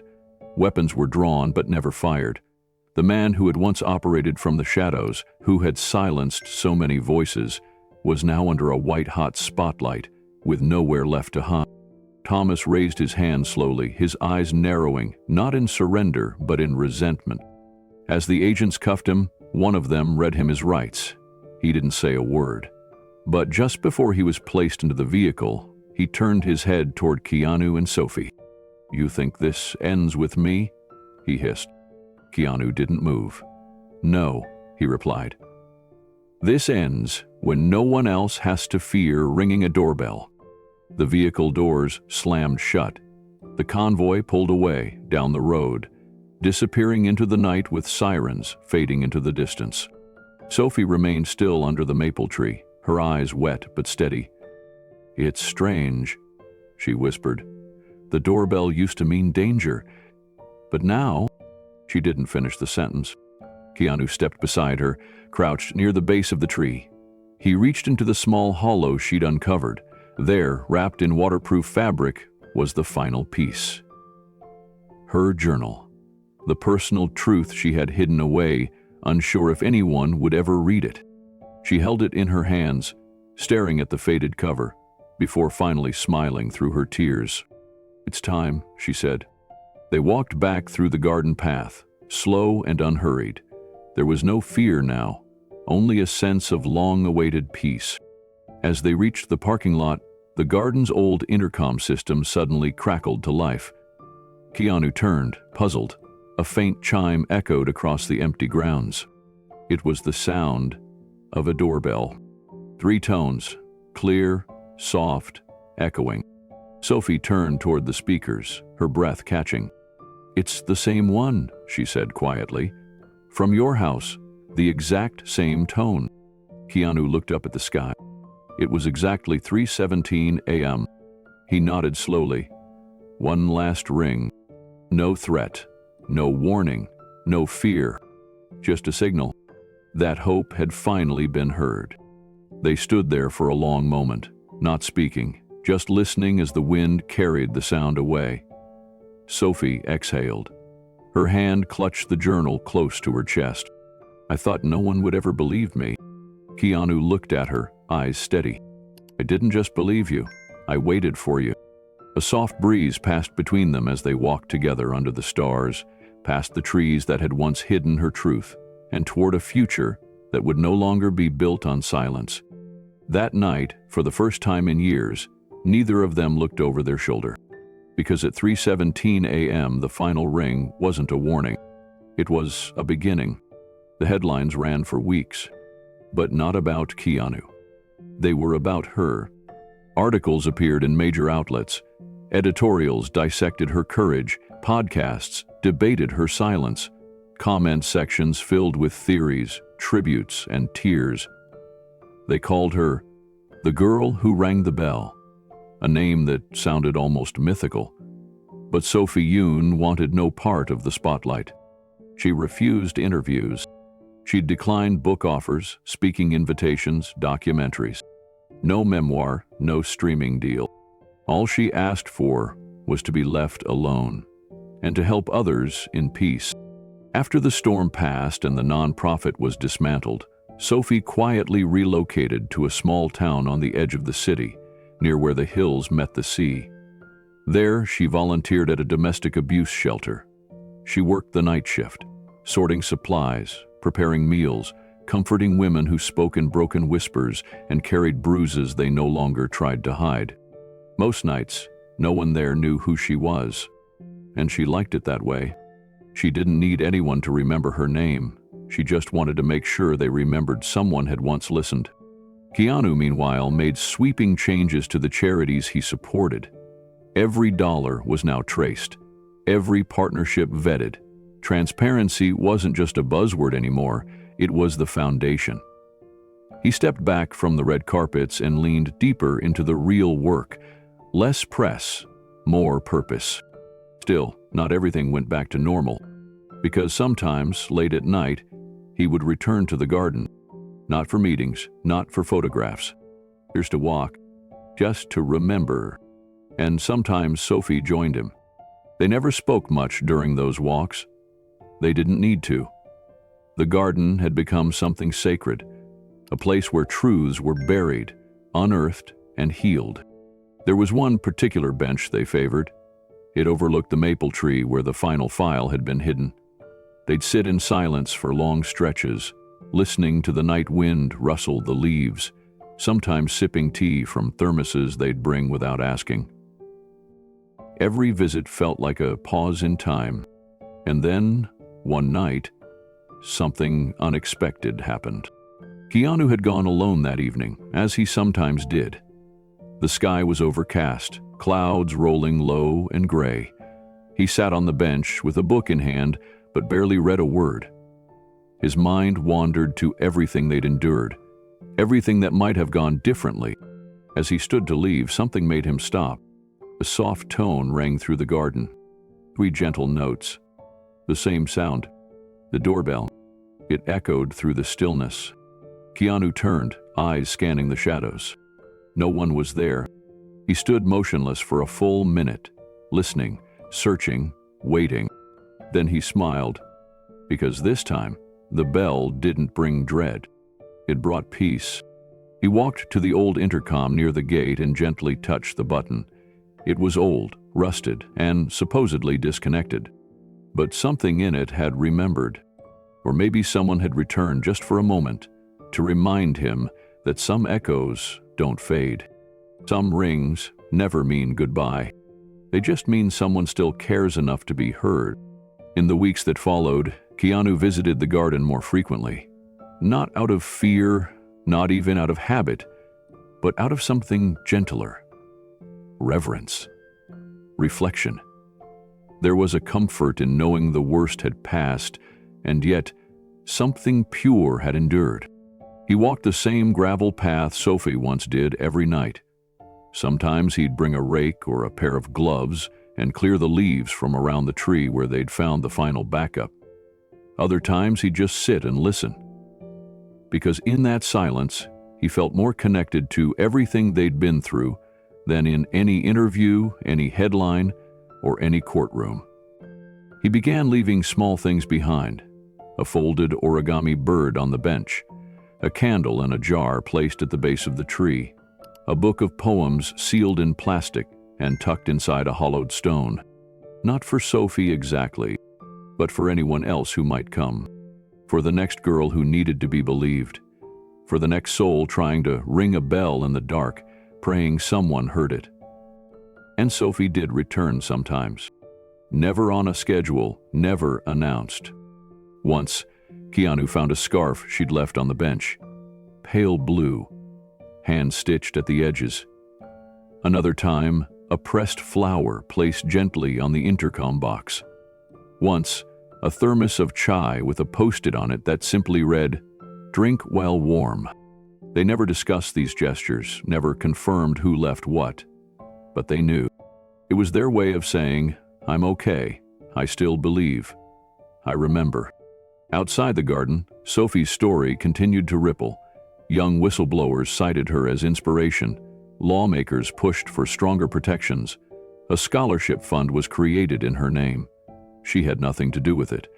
But when she found out, she smiled quietly and said nothing. She didn't need to own the credit. She just wanted the world to keep listening. Keanu, too, was changed by the experience. Not hardened, but deepened. He remained kind, soft-spoken, gracious with strangers, but there was an alertness now, a calm vigilance. He paid more attention to the people around him, especially those on the margins, especially the ones who never raised their voices. He became known not just for his generosity, but for his belief in those who couldn't prove their innocence or their importance with anything but honesty. At public events, he sometimes glanced toward the crowd with a faint look of recognition, as if searching for someone whose face he might not fully remember, but whose presence he'd never forget. And then there was the bell. It never rang again at his home. But sometimes, just before dawn, while walking through the garden in a light drizzle or beneath a full moon, he would hear a soft chime in his mind. Not a memory, not a hallucination. Just a whisper from a moment that changed everything. Because the truth is, Sophie wasn't just the girl who rang the bell. She was the one who taught the world how to listen. And in doing so, she gave it back something it had nearly lost.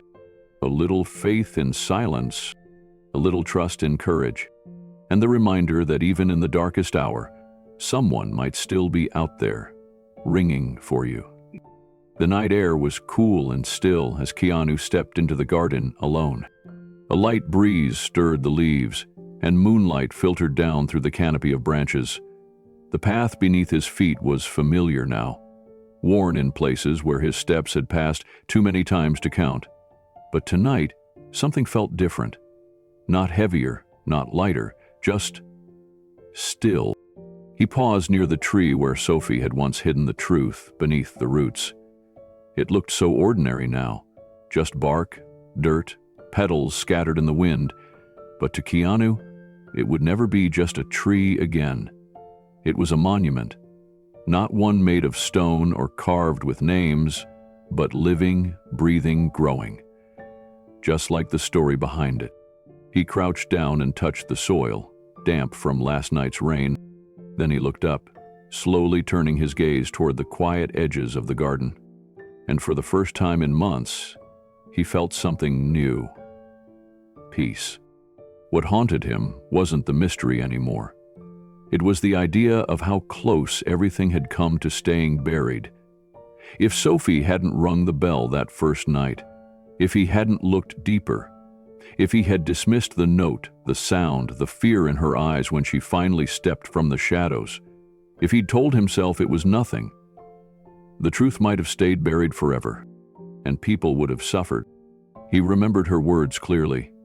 It was after everything had settled, after Thomas had been arrested, after the media quieted down, after Sophie had chosen to disappear once again into her quiet life. They'd sat right here on this bench, the same one beneath the tall lantern where the wind now whispered through the glass. Sophie had looked at him, her eyes hollow but kind, and said softly, "Sometimes the people who seem invisible are the ones saving you." He hadn't responded right away. He didn't have to, because he knew she wasn't just talking about herself. She meant every unheard voice, every truth stifled, every person dismissed until it was too late. And that stayed with him. It stayed with him the night he spoke to a room full of donors and told them things they didn't want to hear. It stayed with him when he quietly pulled his name from boards he no longer believed in. It stayed with him when he created a foundation not in his name, but in hers. Untraceable, quietly powerful, committed to one thing only: protecting the invisible. The foundation wasn't flashy. It didn't make headlines, but it made change. It gave whistleblowers safe housing. It connected them with lawyers and trauma counselors. It made sure the people who risked everything to speak the truth wouldn't be hunted, forgotten, or silenced again. Keanu didn't sit on the board. He didn't need to. He visited when needed, helped where he could, but most of all, he listened, because that's what Sophie had taught him best: how to listen, how to notice the moment the world goes quiet and ask why. As he stood up from the bench, the wind picked up again. It passed through the trees, gently rocking a wind chime someone had hung from a nearby branch, which gave one soft note, a ding, then another. He didn't move. He just smiled, not because he believed it was a sign, but because he didn't need proof anymore. Some moments never end. Some echoes keep ringing. Not to haunt you, but to remind you. Sophie was safe, and the world, at least for now, was better for it. Keanu took a slow breath and began walking down the garden path again. Each step echoed softly on the stone, the gentle crunch of gravel beneath his boots grounding him in the moment. There had been times, nights filled with fear and doubt, when he wasn't sure any of this would end. When the sound of the doorbell had become more than a question, it had become a wound, a disruption, a reminder that even in silence, someone out there was waiting. But tonight wasn't about that. Tonight was about the after, the healing, and the truth that had risen through every lie. As he passed the reflection pond, he paused once more. In the water, moonlight shimmered and bent.